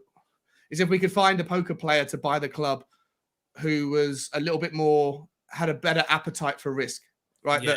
That could look at Daniel Levy's job and say, you built a very successful football club or a business, and I'll buy it off you. And then when he comes in, she has got a slightly different appetite for risk, and that would make us all happy. But finding that nugget is hard, Not a brain dead foul by Lo Celso. It's just pure brain dead. I think he went down easy there. Sorry, but I don't know, Dave. I agree with you, Dave. But at least what I've liked from Lo Celso so far is that he's actually showed a bit of passion. He showed a bit of grit, like compared to some players out there. I just saw Doherty just like 3 times so far in the second half pull out of 2, easy 50-50s, pull out of them. And, Lo Celso's not at least pulling out of them, I must say. The other parts of his game are lacking, but at least the effort's there, which was what we asked from the beginning to be the bare minimum. Nigel Gates in here with a huge one saying, when you find out Son was injured last week and don't even sign Traore to replace him, ball in here, just making sure they haven't finished the Cameron Carter-Vickers sale or the Lloris contract. I think they got Conte to shut the fans up. No interest in improving the team. They're just not showing any urgency, Nigel. And I think that's kind of the main point here is that they just don't really seem to think that, the investment needs to come right away. They're thinking, okay, maybe we can get away with, waiting another 6 months. Maybe we can get away with, potentially, leaving the Traore signing till like the 31st or whatever it is. It just what is that? What is that? He's clean true. Is that Gio? Pass. Yes. I mean, no, it's Harry Winks. No, it's Harry Winks. That is Harry Winks. Supposedly, to some people, one of the best academy products of some time. Easiest pass ever. Easiest pass ever. Oh my God. I actually genuinely, as a Yank, could have made that pass, actually. Right there. Jesus Christ. So, Jack, I'm a rugby player. I could have made that pass. I'm a big guy. But I have more composure around an all you can eat buffet than what he had there. That's ridiculous. He actually had maybe a 30-yard berth in order to play that pass through right there. That's not even playing between the lines. That's just playing a pass. You could have honestly put Joe Lewis's yacht between that gap. You could have put his yacht between that gap. And that's our playmaker. That's our playmaker. That doesn't even qualify as a through ball because it's just a simple pass to an open man right there. But Nigel Yates, thank you very much for the big one. I just feel like the answer here is that they just don't show any urgency. I think potentially the signings might come this January window, but they're just going to wait forever. They're just going to see what options are out there. They're just going to take their freaking time, Nigel. But I don't know. I think that, like you said there, the Cameron Carter-Vickers sale, the Lloris contract are just pure examples of the fact that they just take their freaking time. I mean, Daniel Levy, he probably looks at like, a contract extension and just thinks he has like 3 months in order to do it, 4 months in order to do it, not a week compared to some other clubs. So Nigel Gates, just want to say, really appreciate the big one, my man. Really do appreciate the big one. And you couldn't be more right. I actually think this should be probably put up on my mantle, to be fair. Actually, it's just a pure sign of just no urgency when it comes to improving the squad, my man. But really appreciate the really, really generous donation, my man. Steve D saying, a fighter can be as busy as you like, but if the other guy is better, you'll end up on the canvas. Simple. So I guess, Dave, maybe a bit of an alternative to, no matter what the size of the dog, as long, do you disagree? Do you feel like, what do you feel like? I mean, like, you bring these Chelsea players to a brawl, we will win. It's that simple. like the thing is, I think what he's trying to get is say you can fight them, but as long as they're technically better, I don't know. Maybe I could be getting this wrong, but maybe I think he's thinking as long as they're technically better, they'll always put us to the canvas. It's not the case. You know, you get up in their face, you clatter them. The thing is, they think twice about. No, Harry Kane. I mean, you want Harry Kane? What a move! What Lucas a move! Moura! Oh, it's too over heavy. here. Too heavy. Is that a penalty? Is that Yes! penalty? Yeah, I've given it. I don't think it is. He's given giving it. it. It is a pen. It is a What pen. this I one don't- better I be don't- given. I don't think This that's a one better penalty. be given. It didn't I look was like a wrong in the penalty. first half. Lucas Moura looks like he's doubting himself as well. Yeah, it's not a pen. Referee's had a mare there. Didn't Harry Kane? Why did you? You could have just turned it yourself, mate. No, that's the right pass to play. Just overplayed it. No, he's not. That's not a penalty. It's not a penalty. He's got the ball first completely. Oh, I don't know. He's got the ball first. His leg went over the ball there. Look Nah, at it again. he's got the ball first. I mean, Lucas Moura's already missed the ball. Yeah. Although he has come through the back of him, but it's not a penalty. He's been asked. Although he did kind of like scissor tackle him. It is kind of like 2 Yeah, foot. it didn't touch very much of the ball. But Steve D, I think you can say both sides of this, but like, if you at least have 11 players out there that at least are showing just the reason why, you know, the likes of a Burnley, the reason why the likes of, you know, like the smaller teams out there can beat the likes of Chelsea. It's not has to do with their quality. It has to do with the teamwork. It has to do with the grit. It has to do with the passion. Like, you know, teams like Brentford, teams like Burnley, teams like, you know, West Brom of years past and things like that. They don't beat them with quality. They beat them with something else. But Steve D, I do see where you're coming from because I'd like to believe in this, Steve D. I would like to believe in this because I feel like we do need better quality, my man. Crocodile saying, considering how Mourinho was supposedly sacked for not prioritizing top 4 over the cup final, I'm betting he has been told the same ultimatum and he said, fine, you want to throw it away, I'll throw it. Do you feel like Conte's having similar reaction to maybe what Jose had? I don't think Crocodile's, with respect, mate, I haven't heard that synopsis as why Mourinho was sacked, and I've never heard that before, mate. So my personal feeling is that there was a weird reason, something that happened. I don't understand why he was sacked before the cup final, but I think it probably had more to do with something internal about the European Super League. Maybe I'm wrong, but I've never heard the kind of the suggestion that he was sacked for not prioritizing top 4 of the cup final. Maybe you guys, if you heard that, let me know. But that's not what I heard. What I will say is, look, you're bringing in managers of Jose Mourinho, Conte, who want to challenge for all trophies. Like their priority is that's another penalty, surely. No, oh my God. But the thing is, right, you're bringing in Mourinho, Conte, who they couldn't care. I mean, if it was X Factor, they want to win it. Every trophy you put in front of them, they want to win. Now, if you're going to bring in a manager like that who wants to challenge for everything, you have to stick with one of these managers and provide them the squad to be able to do it. You can't bring in a manager that wants to challenge for trophies and sees trophies as the be-all and end-all, and then just turn around to them and say, well, top 4 is minimum. Because we can't say what Crocodiles is saying is is not correct, because they sacked Pochettino because they thought he didn't have a chance of making top 4 in the end. No, I agree with what you're saying. I'm not sorry. The way I'm interpreting what Crocodiles has written there is that Mourinho was sacked specifically because he had said something or he'd done something to make the hierarchy think that the cup final was not important. Or sorry, the cup final was more important than finishing top 4. Therefore, you know, that's the reason we're sacking you and the timing around the actual cup final. But if I'm misinterpreting it, let me know, Crocodiles. But I feel like that's how I interpret it. And if that is the case, I've never heard anybody suggest that Mourinho was sacked for prioritizing one over the other.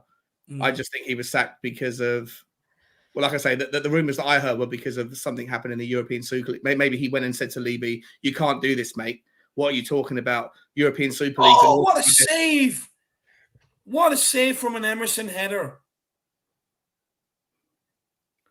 Oh, sorry, Sean. Yeah. No, I think that if there was anything untoward towards the sacking, the timing was very suspicious.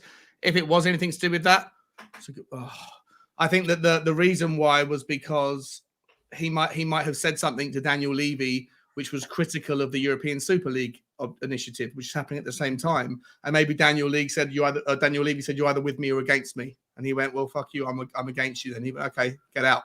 That's what I think's more likely. But I don't know. I mean, I that's all I can say on that particular comment. You know. It's a actually worthy talking point, Crocodiles, and honestly, I might consider it actually potentially for Kinnicky Answer at one stage as well, because potentially this is maybe something that Levy and potentially the board are more concerned with. It's not really the trophies; it's just maintaining top 4 in Champions League, my man. But Emerson in here in a great position. That's a penalty. That's a penalty. He was pulled down in the air, but Harry Kane is absolutely ripping these asunder this half. What a cross, though! What a terrible cross. Did you see Emerson absolutely pulling them apart? He passed it to the back post, and no one was there at the back post. But I do agree. It was further than the back post, Jack. It was like almost the corner. You almost seen that ball in Croydon.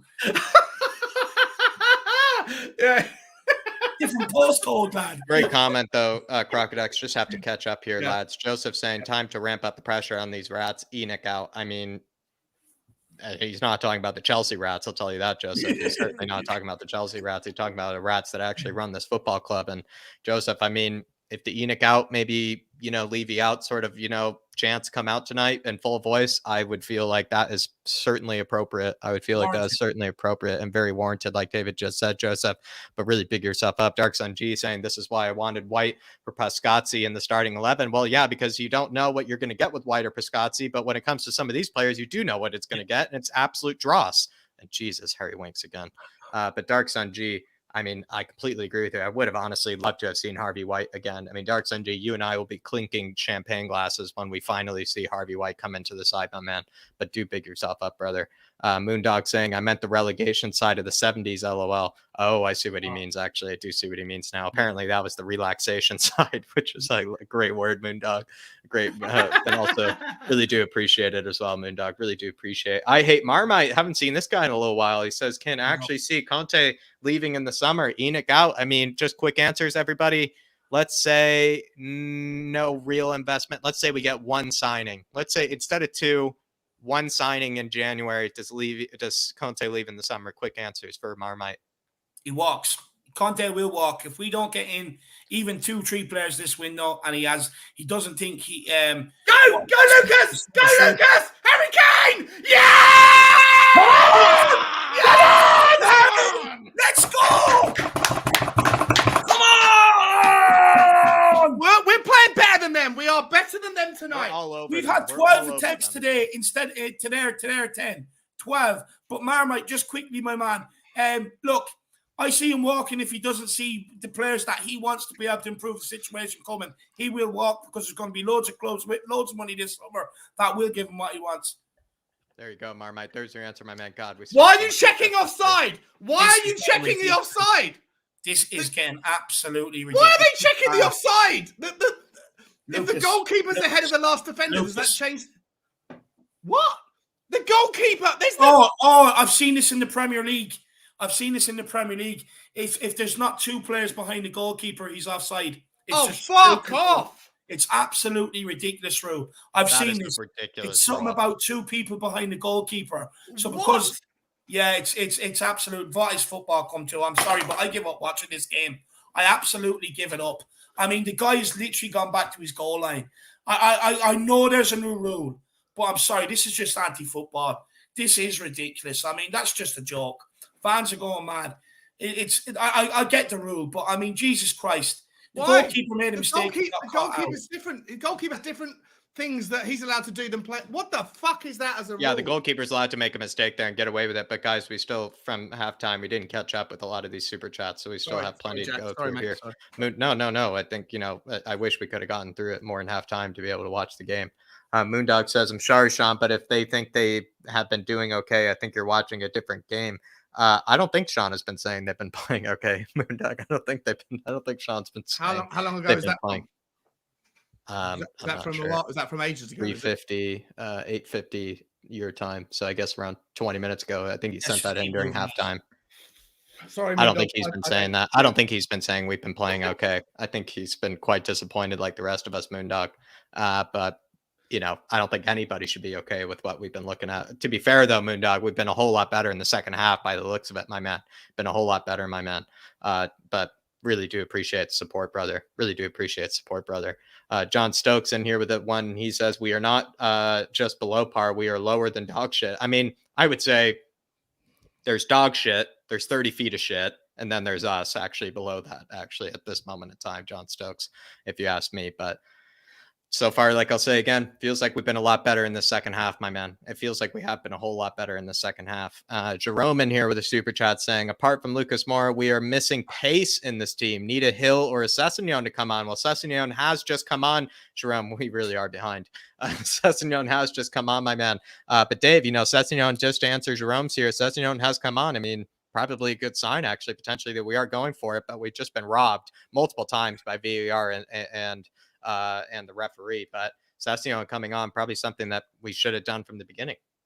No, look, he should have been on from the very start, to be honest with you. But again, look, I've seen this time and time again. The game's already beyond the reach, and then we go for it. I've seen it too many times, Stephen, get excited about it, to be honest, or even praise them for it. It's too little, too late. It's always been the same. It's the same against Arsenal. Second half, we went for it. Same against West Ham last season, 3-0 down at half-time. Second half, went for it. I mean, I'm not praising them for a half of football. I'm really not. Yeah, definitely. Jerome, I feel like Hill probably, if we really were going for it, I actually would say Brian Hill would not have been a bad shout actually to start at left wing back. Call me crazy though, Jerome. He could have actually been someone to start at left wing back, my man. Oh, you can't get shoved off like that. That's a free kick anyway. That was a free kick, actually. I don't even think that's even him getting shoved off. What? Okay, Harry Kane with a beautiful chest here. Harry Kane's been sensational. Unreal. He's been ridiculous. He's been just the absolute. Oh, Jesus, Emerson, that is just a hospital pass.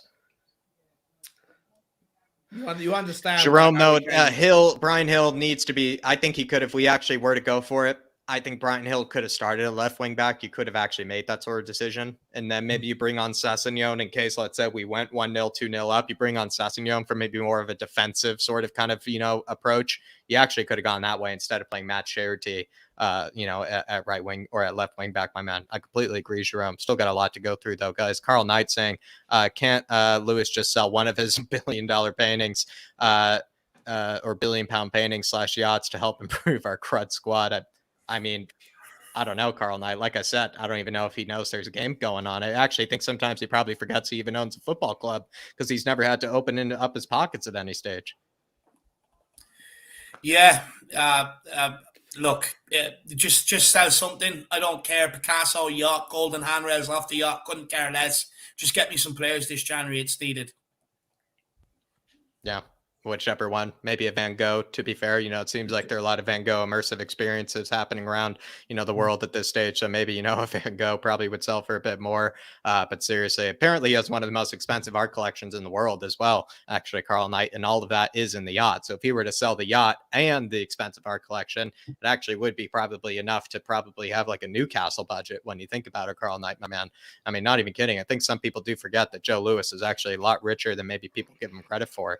But big up, Carl Knight. Could not agree anymore, my man. Steve D says, look at the changes, different gravy. Yeah, I think he's just talking about the Chelsea changes. Like, look at just the difference between these two squads. Everybody, the fact that Dark Sun G brought this up earlier, Steve D saying, bring it on, N'Golo Kante, almost a Ballon d'Or winner. I think he was a Ballon d'Or winner, if I'm actually forgetting. Maybe it was a while ago, but probably should be a Ballon d'Or winner. The fact that you're bringing him off the bench is just ridiculous. I know Chelsea is not maybe a club we should always compare ourselves to, but we could at least be close. We could at least try to be close to a degree in terms of actual quality changes, my man. And I could not agree more, Steve D. Really, it's actually quite sad. It's quite depressing that they have that, to their availability. Sometimes they're complaining about players that we would probably be happy to take. That's the other thing as well. Chelsea fans and their poodles, they'll be complaining about players that we would be happy to take in our draw squad. So, no, Steve D. I don't know, my man, but finally caught up there, boys. Lukaku just literally just did this on Ben Davies, and just great, and he just held his arm out and just gave him a little gentle nudge, and he gained 2 meters of space on him for that little chance. I mean, I don't know whether Scalini. I love him. Every time I see him come on the screen, I smile. Stellini, the ball coach. That's his name. He's like the most nondescript. He actually looks like the hitman from that video game. He's like the most nondescript person I've ever seen in my life. He looks actually. like Brad Friedel. I thought it was Brad Friedel, Dave. Yeah, so did I at first when I first seen him. He looks a bit an image of him, isn't he? Brad Friedel's evil twin. Are you sure it's not Brad Friedel? Are you positive it's not Brad? No, Friedel? 100%. It's not. His name is Stellini. Okay. It's Brad Friedel's evil twin, my man. It's madness. Here he is. Hildrich on the pitch. Please make me smile. Do you know what? I can't help but feel and look at this game that, like, you know, VR has given everything they could to not let us try and get back in this game too. Mate, I don't understand that free kick rule, that offside rule. Like the goalkeeper should be treated as different to. It was Watford. Watford were involved in something similar, right? Which when I was seeing it, I couldn't believe it was disallowed. I was screaming at the telly. I was like, you know, are you just completely blind? You know, you didn't see that defender there. But apparently, if the keeper comes out, if he doesn't have more than 2 players behind him, you're classified as offside for some reason. Now, I don't know when this rule changed, but it's an absolute shocking rule because technically, if you think about it, if you push your keeper up to just before the halfway line, then everyone's offside and have 1 player behind him, everything is offside. Yeah, it's stupid. I think I didn't know that rule was in existence, and it's madness. It's madness that a goalkeeper can come out to the edge of the area, fumble, not get the ball back, and then we benefit from it, and then we're offside as a result of his mistake. It's madness. Paratici's twitching there. Look at him. Paratici is twitching. He's so angry. He's like he's been smoking meth.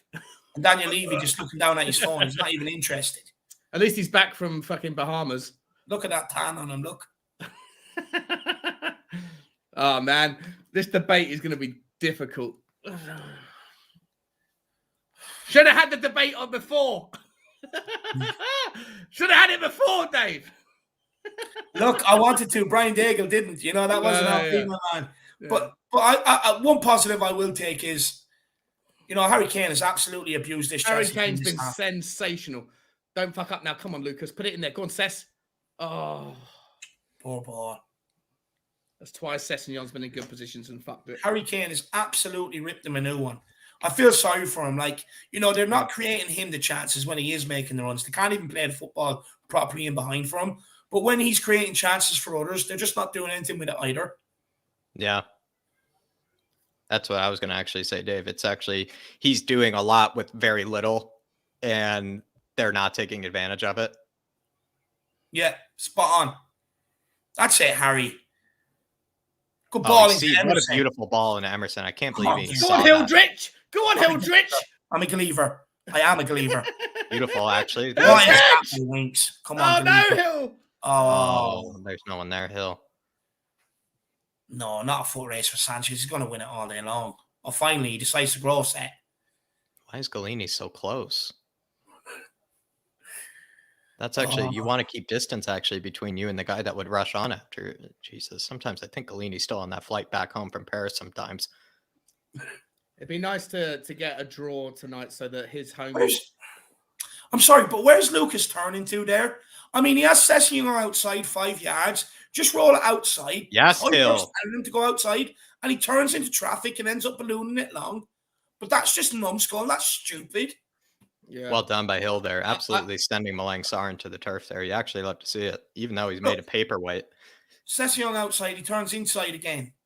Yeah, a mistake by Moura, but I think Moura was secondary to Harry Kane. Moura's, I think, played okay tonight. Yeah, no, he has. That is frustrating. He's turned and created a couple of mistakes, but he's been running with the ball well. I think actually, to be fair to Højbjerg, I actually think Højbjerg's been the best of the midfielders today. Brilliant.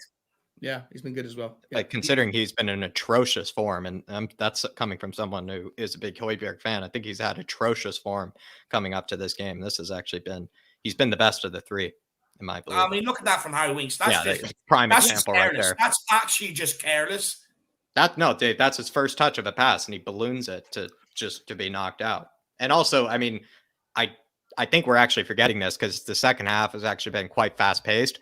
But let's just remember that 60-yard wide berth of a pass that he actually had to play into Harry Kane's feet. Yeah. I mean, Harry Kane was 30 yards onside and had clear daylight in front of him. And Harry Winks maybe missed him by more than a country mile. In fact, probably missed him by another zip code or another postal code. Yeah, no, it's I just don't get it. I mean, do you wonder why we can't compete with these teams that even when you do get openings like that, you can't even tread the pass through? You know, it's just so irritating. I mean, honestly, it opened up like the Red Sea. It's so easy. It's a simple pass. I mean, take away the opposition. If you're in training, that's just a 10-yard ball to Harry Kane. He couldn't even do it. Light work here saying, I just saw Levy on his phone or napping, I believe what he means. Here, I think because he's saying, probably just sitting there like this, to a degree. But I didn't know Levy was actually back in town, actually, light work. I didn't know he was back in town. Højbjerg in here. Oh, it's got to be so much better. More harder. Fuck me. He's the only one making runs at the moment, I will say as well. And he wins it back here, shows him the weight room. Sir! Harry Winks fouls him. Of course he does. No, that was Højbjerg, I believe. I actually don't think that was a foul. He just showed him the weight room there. No, I think Harry Winks took him down before that. Harry Winks took him as Højbjerg came into most of them. Not the Kovacic foul, you're saying? Yeah. Oh. N'Golo Kante coming on. I mean, Jesus Christ. It's just so disheartening, boys. It's so disheartening.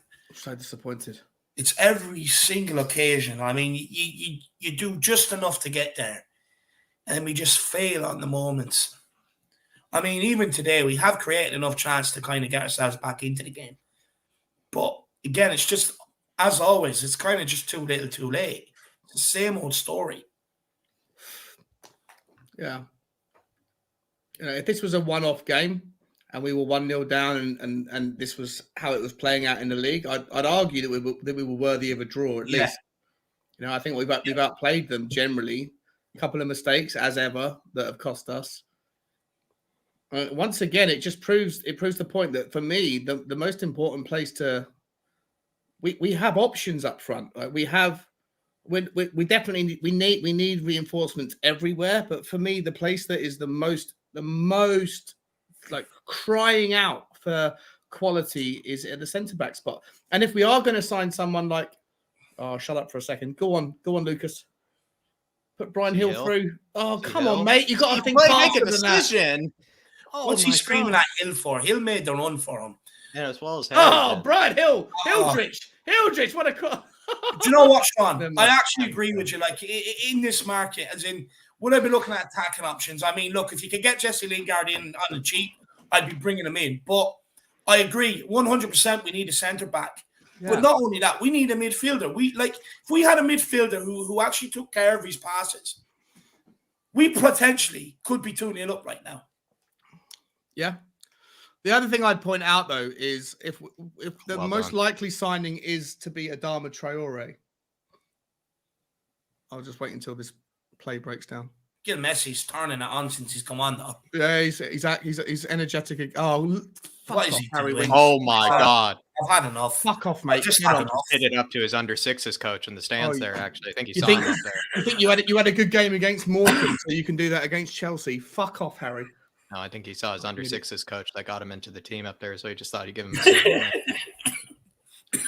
So the thing that I'm concerned about is if we sign Adama Traore with the intention of immediately playing the man at right wing back, I think our defense is going to get ripped apart because Emerson Royale is a good defender. I've seen him tonight. I've seen him shuffle Lukaku out a couple of times, beat Lukaku, I guess, and for strength. And so the idea of signing Adama is to bring him back. I think that if you do sign Adama with the intention of playing him at right wing back, that doesn't happen this season. You maybe play him in a forward role or whatever with the intention of training him, getting him used to the idea of playing right wing back over the summer. And next season, he might be able to do something at right wing back. But he doesn't offer enough defensive reinforcements or any defensive competence for me to bring him in and play him at right wing back. Yeah. And even if you don't sign him, or if you sign him without any intention of playing, I still think you need a centre back. Romero coming back is great, but if one of them get injured again, we're set in the same situation. We've got Tanganga or Rodon, and there's just no confidence. We're useless. But it has to look. I agree with you, but there has to be a ball-playing midfielder, a Bruno Gomes, someone like that that's brought in. Because if we had someone like that, Harry Kane would have had 2 or 3 chances there tonight, easy. Easy. Like it's like when it's frustrating because at times we're very sloppy on the ball, but when we are good on the ball, we create these openings, but the final ball is always lacking. I mean, Lo Celso has missed undone a few. Winks has undone a few.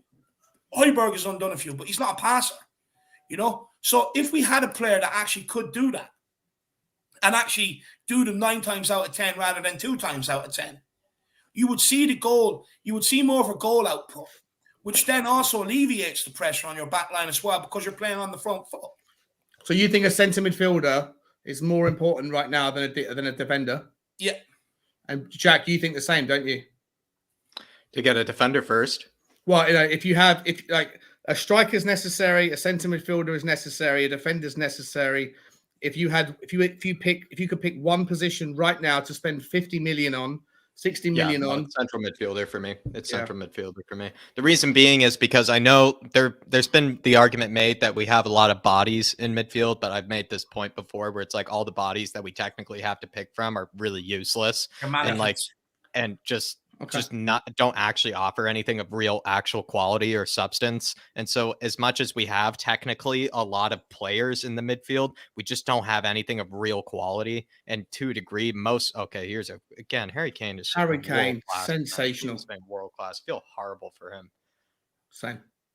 But yeah, the reason I know we don't have depth at center back, but you actually look at the quality that we have at center back at this stage, it's not great. But you really look at the midfield at what we have available to us, it's almost worse. I would actually say it's worse because you have Dele Alli, who's useless. You have Tanguy Ndombele, who doesn't give a shit about this club. You have Gio Lo Celso, who just seems to only show up for Argentina. You have Harry Winks, who's like, form has lasted 5 minutes. You have the likes of Højbjerg, who's to a degree, just extremely limited, despite how much I do love him. He's extremely limited. And then you have Skip, who's like the only one that's probably in that whole whatever list of 5 players that I just mentioned that actually have some real potential and some real quality in his game. And so that's why I do feel like £50 million signing has to be Galini. What are you doing, man? Has to be a center mid. Yeah, I take your point. I take your point. I think center back, if I could only make one signing, though, it would probably be a center back. But quality signing. But if I actually had 50 million to spend and I could actually spend money elsewhere on another position, let's say if I had 2 signings and I could make one £50 million signing, it would be still center midfield for that £50 million and then 20 million. I would still 20 million on a center back, correct? Gotcha. Yeah, I hear you, man. I hear you. But if you only could do one signing, it has to be center back. It has to be center back. It just does. Everything for me, like in the last half of the season, everything for me defensively relies on Romero, on Cuti Romero coming back and having a flawless and fault-free recovery and reintroduction after his injury, which doesn't happen often. Because after tonight, I'm just like Tanganga is. He's falling apart. I never thought I'd see a player in a Tottenham shirt in the next or last couple of seasons, in the next 2 seasons, that would be as volatile and as costly as Serge Aurier. And I think Tanganga's very quickly. That's a handball, ref, isn't it? Oh, no, went off his head. And Tanganga is very quickly becoming more costly, Jack, than Serge Aurier in more dangerous positions. It's ridiculous because I feel like just before these, I guess when you think about it, it's been 3 games, so it really has been like a real poor run of form. 3 on the bounce. Yeah, 3 on the bounce, correct. Yeah. Even further, 3 on the bounce. But like before that, I really rated Tanganga. Same.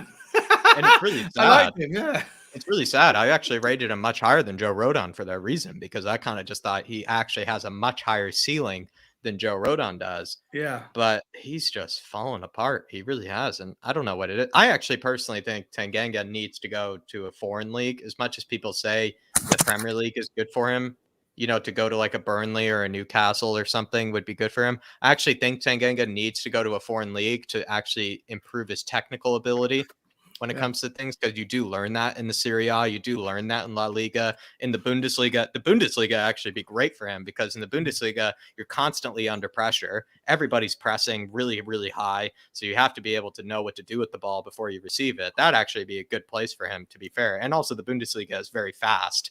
So it and they actually would speak be good English, for him. right? All German people speak English. So, Germans do speak very good English there. yeah, he hasn't got to learn Italian if he goes to, because Italians don't And speak English players, at least in the last few seasons, have done better in the Bundesliga than they've done elsewhere. And so I actually think the Bundesliga would be a great destination for him. It's a weird kind of logic, but I actually think he'd be better off in a foreign league than I feel like he would be in some Premier League or Championship side. I feel like he would learn more from the foreign league. I think they're fan down in the stand. Oh no, it seems to be happening. Gil is calling for physios to come over. Yeah, I think there is. A lot of Spurs fans leaving early as well, very disgruntled. A lot of them heading home early. There's a fan down in the stand. Right behind Kepa. Yeah, right behind Kepa. So there is. Poor, I hope that fan is happening. Okay. This is happening so every often. week. This is 3 times this season in a Spurs game already. 3 times this season. You can't ask a question as why. You can't possibly be conspiratorial. I won't even mention. I won't say the word. No, look, we're not even getting into any. I know. Yeah, I know. No, this is happening far too often. It's sad. Hopefully the fan is all right. But Sean, just to kind of onto what you and Jack were talking there about yes, defender, like with Dyer and with Romero, I know we're kind of banking on Romero, but with Dyer, if he comes back in, Tanganga's out, it's a lot less calamitous. Yeah, I know.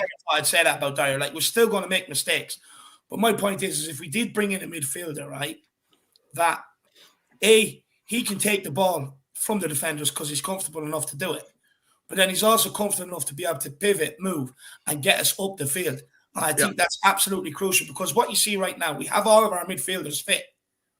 But you're right. Yeah, I take your point. Don't have that player, you know what I mean? Whereas right now we're missing defenders. We can bring them back and that'll improve it. But right now all our midfielders are fit and useless. Yeah. You know? Yeah. So if you spend 50 million on another centre back, then best case scenario, everyone fit. You've got Romero, whoever that 50 million player, like De Vrij or whoever it is, and then you've got Eric Dyer on the bench, who is that would be a wonderful situation to have Eric Dyer as an option, right? It'd be great, but we have nobody on the bench on the midfield options. So I take your point. Like, Romero, the thing is, we do have midfield options, but they're just not good enough. They're not. We don't really, do we? Like, Ndombele is done at the club. He's out. Like, so unfortunately, he is our Romero of midfield, but he is a shit show. So. He's not going to be, or hopefully he's gone. So, I take your point. If there's 50 million to spend on one player, net, you'd probably think that the most desperate need for it would be a midfielder. Yeah. Ideally, we want both, Ideally, we need both. Like, we need 5 50 million pound players, don't we? We need 5 or 6. We need a striker, we need a right wing back, we need a central midfielder, we need a defender, and we probably need someone on the left as well. So we need 240 million quid's worth of players to come in. I hope this fan is okay. It's taken a long time. I really do hope he's okay. It's taken a hell of a long time. We're a Chelsea fan or Tottenham fan. I don't care. Yeah, no, more important things in life, right? Yeah, absolutely. Yeah. Well said, Sean. No, I really do hope he's okay. But we'll take this super chat from Dusty Tones. He says, in my opinion, they really need a leader on the field, someone to put them in their place. As good as player as Kane is, he just won't step up into that role. I think he leads by example, Dusty. Yeah, I was going to say he's a leader by example, which is a leader of its own kind, which is like someone that you depend on because they're always going to be great. They're always going to have a good first touch. They're always going to play a good pass and behind. They're always going to, even like we've seen, everybody's been playing shit, but Harry Kane is leading by example when everyone else is playing shit. He still plays well. And that's leading by example, actually. That is actually leader by example. We do actually have a leader in there, like Højbjerg, as is, what people call him. The mean thing I would say to him is that he's a passion merchant. So we do actually have someone in there to fill that role as sort of a leader that can actually, grab everybody's bullocks and just say, we need to actually step up here. It's just, I think, then comes down to quality. I think it does then come down to quality after that, to be fair, actually. I don't know what you think, Dave, but we do kind of have some leaders on the pitch there. Lucas Moura is also a leader, to be fair, as well. Lucas Moura is a good leader by example at times as well. And maybe we have enough leaders, just not enough quality. Yeah. Look, with Harry, the thing is with Harry Kane, look, he's led by example today. I mean, he's absolutely played Chelsea off the pitch single-handedly the second half. Lucas Moura, he leads. He's a leader. Højbjerg, he's a leader. Skip has leader abilities in him. I think when he's on, he's a leader. Harry Winks, even when he plays, not a leader. Lo Celso, nowhere near a leader. Doherty. I mean, the thing is, we just don't have enough leaders. I think that's the problem. We just don't have enough leaders or quality, Jack, to be honest with you. I agree with you. I think the quality is the main issue. I think Harry Kane. And I would point to 3 leaders, Dave. I'm pointing to 3 leaders right there. Lucas Moura is a leader. Harry Kane's a leader by example, like Sean expertly said. Højbjerg's that leader when it comes to somebody that actually lay a tackle into somebody, that actually would do the right things when it comes to showing like what it means to actually wear the badge. You got 3 leaders right there. It's just quality. I think that you're missing, to be fair. Yeah. Sorry, Sean. I came across you there. My fault. Not at all. I was just going to say, I feel like my only point I was going to make was I feel like Harry Kane was almost saying to the referee, the tie's done, mate. Blow the whistle. Yeah. But the ref's like, we can't do that. I think he's doing the same thing. I think he knows. And look, there's no point in playing injury time. Get the fan out of there. Make sure he's okay. You know what I mean? Get the crowd out and just, it's done. I mean, there's no point of even playing injury time. Just blow it up. Yeah. Put me out of our misery. And in terms of the captain, or is that what Dusty's asking for? Is it a captain? Maybe, yeah. And if it is captain, I agree. Like, look, I wouldn't personally have Harry Kane as captain.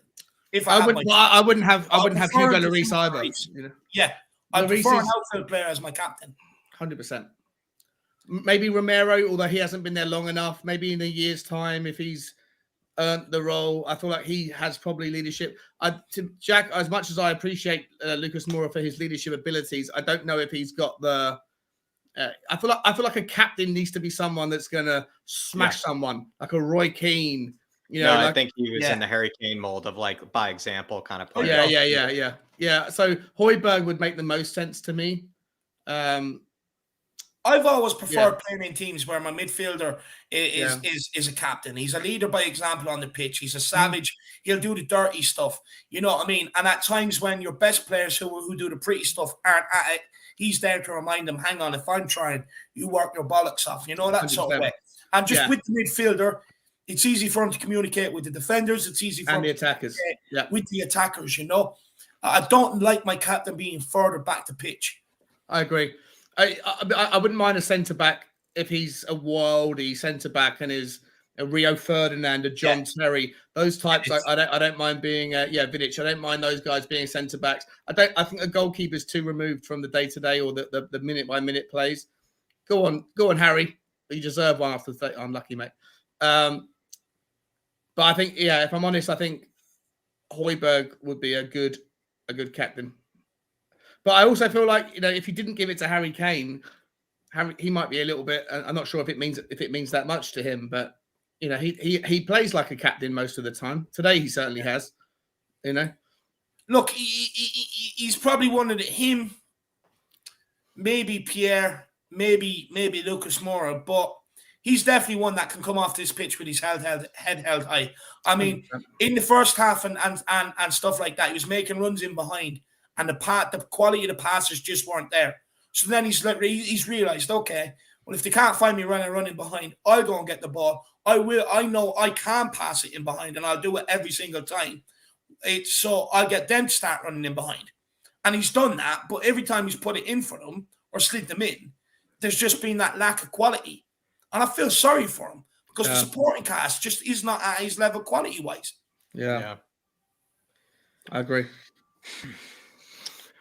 I'll tell you one thing, mate. A few weeks ago, I was on your show and I was just getting used to you guys, and you guys were getting used to me. And I spent a lot of time telling you how I thought Tottenham were a shoe-in for third, and fuck Chelsea. We're going to go the peak delusion. And after the last couple of games, I'm like, against Chelsea, I'm like, no, they are miles ahead. Yeah, they are miles and miles ahead. I think today they had their foot off the gas, so it's not a fair comparison, but. Yeah, I don't think we're quite as close to the top four as I thought we were. And I hold my hands up. You know? Well, what's weird is that at this moment in time, it's Man United, who would be the normal top four team, are playing equally terrible. As bad, yeah. And West Ham are West Ham, and Arsenal are Arsenal. So it's kind of the reason why top four to a degree weirdly still makes sense, is because we're talking about three teams that just don't aren't normally, just one of them would be obviously the pick, but correct, you pick between Arsenal, Man United, and Spurs. I mean, honestly, it's like a 50-50 bet. Which one's the shoe in for top four? Because I would say West Ham have, shown that they actually do struggle against teams that are better than them. Man United struggle against fucking Norwich, like in teams like that. So I don't know. Like, speaking of Norwich, West Ham are 2-0 up, aren't they? Jared Bowen's had a couple tonight, so they go back into fourth. Yeah, I don't know. It's weird. It's weird. Despite how horrible we played, fourth is actually still, like Sean is saying here in the comments, is up for grabs. It's kind of it's kind of sad, to be fair. Look, I'm still going to believe top four is up for grabs until mathematically we're ruled out of it. I'm just that sort of fan. But like the whole thing here, it's just screaming for one of the players to grab the whole team by the bollocks. Whether it's in the dressing room, in training, organizing a team meeting, a team meal, or whatever it may be. But just grabbing the whole team by the bollocks and saying, like, what are you guys here for? You know what I mean? Who are you playing for? Take yourself back to, like, you may have all the riches now and you may be in a degree of comfort, whatever. But take yourself back to times where you didn't have it and you dreamed of being able to buy your parents a house and stuff like that and get that hunger back. Just get it back, because the thing is, they're like, we've seen that a lot of these players, they can do it when they want to. You know what I mean? But it's very few and far in between. And it's just screaming for a player just to get the whole lot of the playing team together. And just, look, just grab your bollocks. Let's stand up. Things aren't going well, but let's stand up, Yeah. Stand up and be counted. Come on. Ask yourself a question. Every time you walk off that pitch, can you say you left it all out there? If you can't. Get in! Oh! Come on! Harry Kane absolutely destroyed Rudiger. Harry Kane again! I wanted to protect his home record. If we can get a goal, it would mean that he still hasn't lost at home. It's something to hang on to. Oh, Harry Kane goes missing in big games, lads, no? No. Well, I mean, anybody that would slam Harry Kane for this hasn't watched the game. They just haven't watched the game. And to be fair, they should probably watch the game more than us, because we've had to deal with a lot more as well. 2J, though, there it is, everybody. We lose 1-0 to Chelsea. 3-0. There it is, everybody. There it is. 2J, though, saying we're the only team in the league that has had world-class players for years and absolute shite Deadwood players at the same time. Dave, what are your thoughts on this from 2J? Do you know what? He's spot on. I mean, look, you look at Harry Kane, world class. Son, world class. Hugo Lloris, world class. But then you look between it. Look after that. You don't really have anyone else that's world class. Yes, Lucas Moura, he works hard. I mean, he's capable of a magic moment. But consistency-wise, it's what pulls him back from being world class. What holds Winks and Lascelles back from being in the team week in, week out, is consistency and quality, but just also caring what you're doing, especially on a football. But like I've said this, our world-class players are up the top of the pitch. But you also need some world-class players through the spine of your team, which we don't have. We don't have it in the middle of the park, and we don't have it on the back. On the back line, on a good day when Dyer's fit, we're actually relying on 3 players that were backups under nearly every single manager. You look into the midfield, 9 times out of 10, you're rolling out 2 guys, Skip and Højbjerg, who were brought into the team to do the exact same job. And the reason why they're being rolled out is because other players just don't care. They don't have the quality. But like, I think what 2J is saying is we have some of the best players in the world, but then we also on the other scale we have some of the worst players in the world. Yeah, some of the worst players in the league. It's completely unbalanced. We have 3 world-class players, and the rest of the squad is kind of like, you have some good players in there. Like, you're never going to have a full team of 11 world-class players. You're always going to have 1 or 2 grinders in there, which we have. But outside of that, we've just got a lot more work. Basically, we've a lot more shit than what we do good. Yeah, I think we do have a lot more shit than we do good, actually, Dave. That's actually a great way to put it. In fact, it's not 50-50. In fact, it's 75%, probably even more than that. Absolute garbage. Players that probably are lucky to even be in the Premier League. And then you have players that probably could play for the likes of a Bayern Munich, could play for the likes of a Real Madrid and things like that, and just have been weirdly loyal enough to stick with us. I mean, bless their heart for doing so. But I mean, Sean, in 2J's chat, do you feel like that's been the case? It's just been an odd mixture maybe for years of world-class players and, absolute draws. Yeah, I do. And this is no time for me to start to explain or to justify or to do anything else, because I'm actually in the same ballpark. But I would say that, and I've made this point a couple of times now, that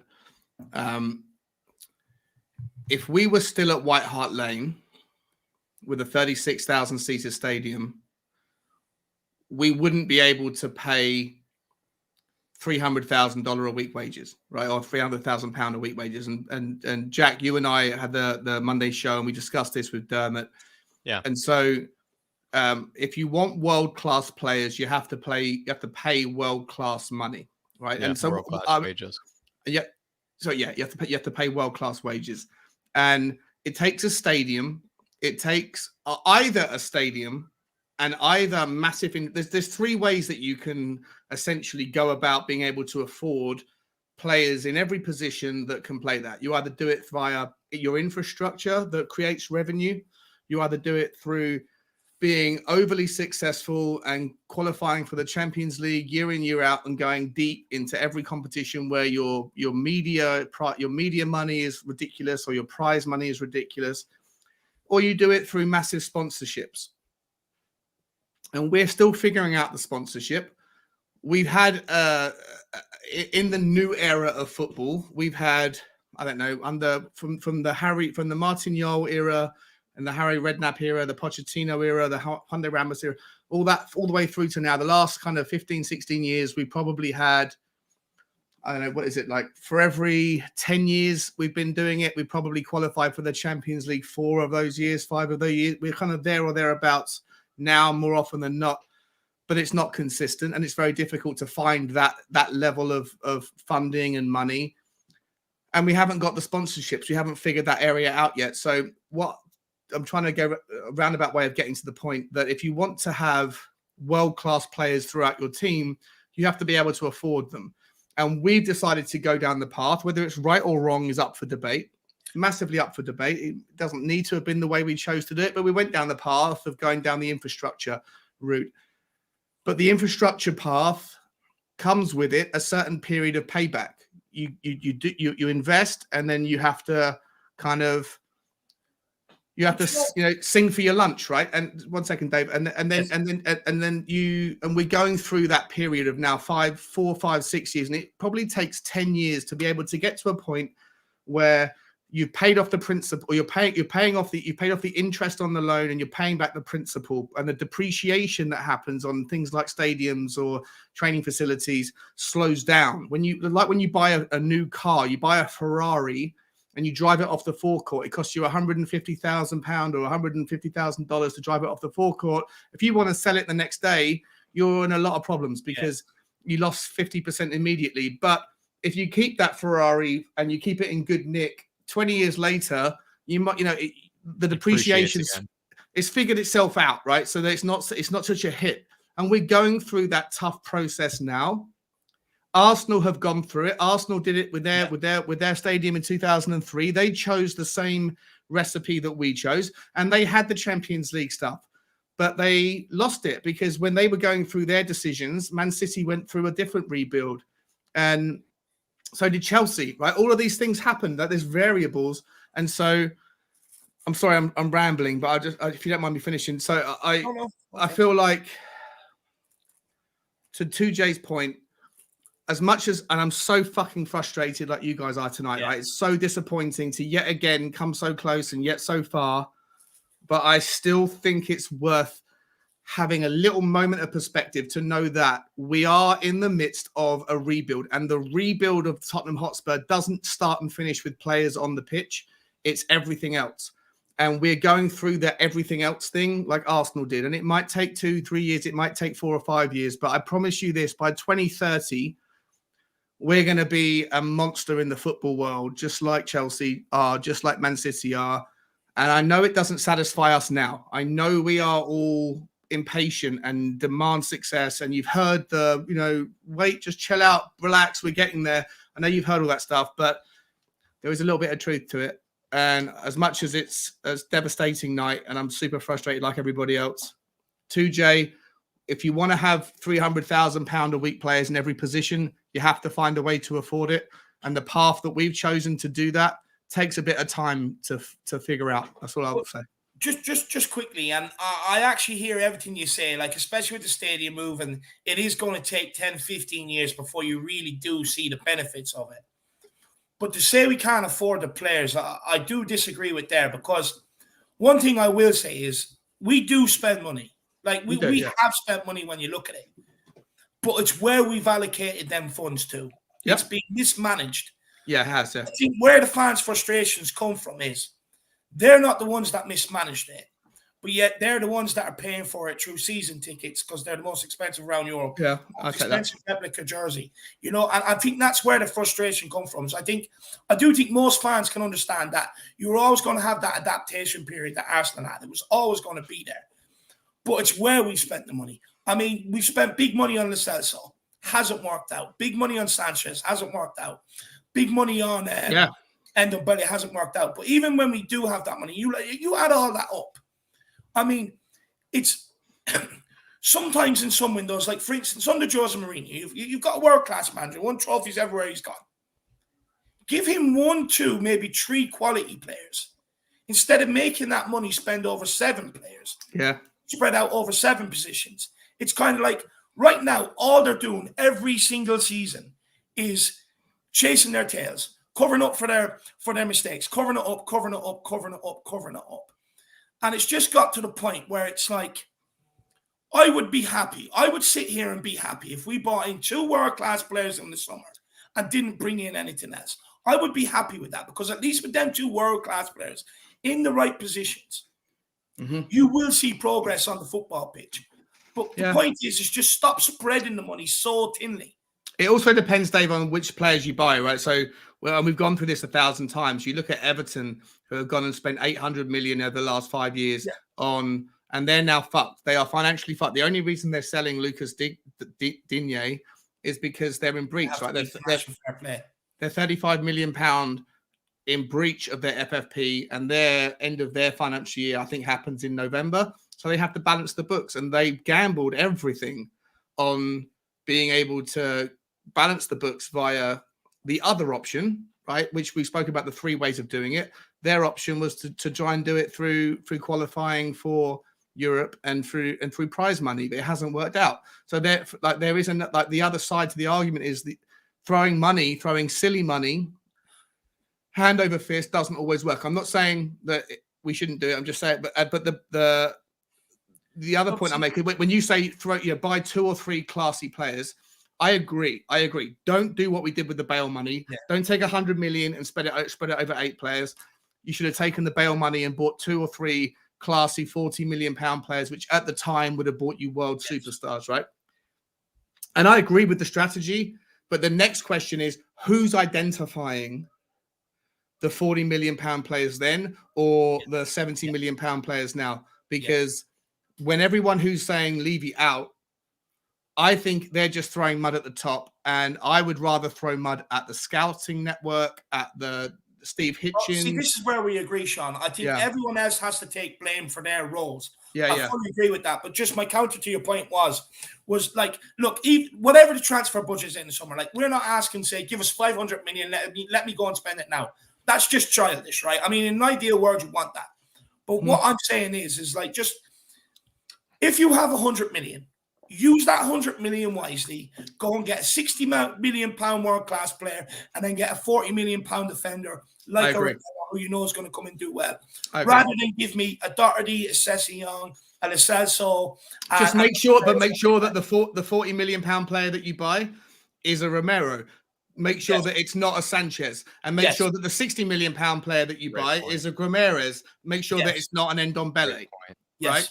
But how do you know whether the 60 million pound player you buy is the Grameres, or is his name Grameres? Is that, am I saying it right? Guimaraes, but yeah, it doesn't matter. Or is it an Ndombele? How do you know that? And I think the only person that can know that, it's certainly not Daniel Levy's job to go and speak to the family of Guimaraes and figure out whether he's a good guy, a bad guy, a lazy guy.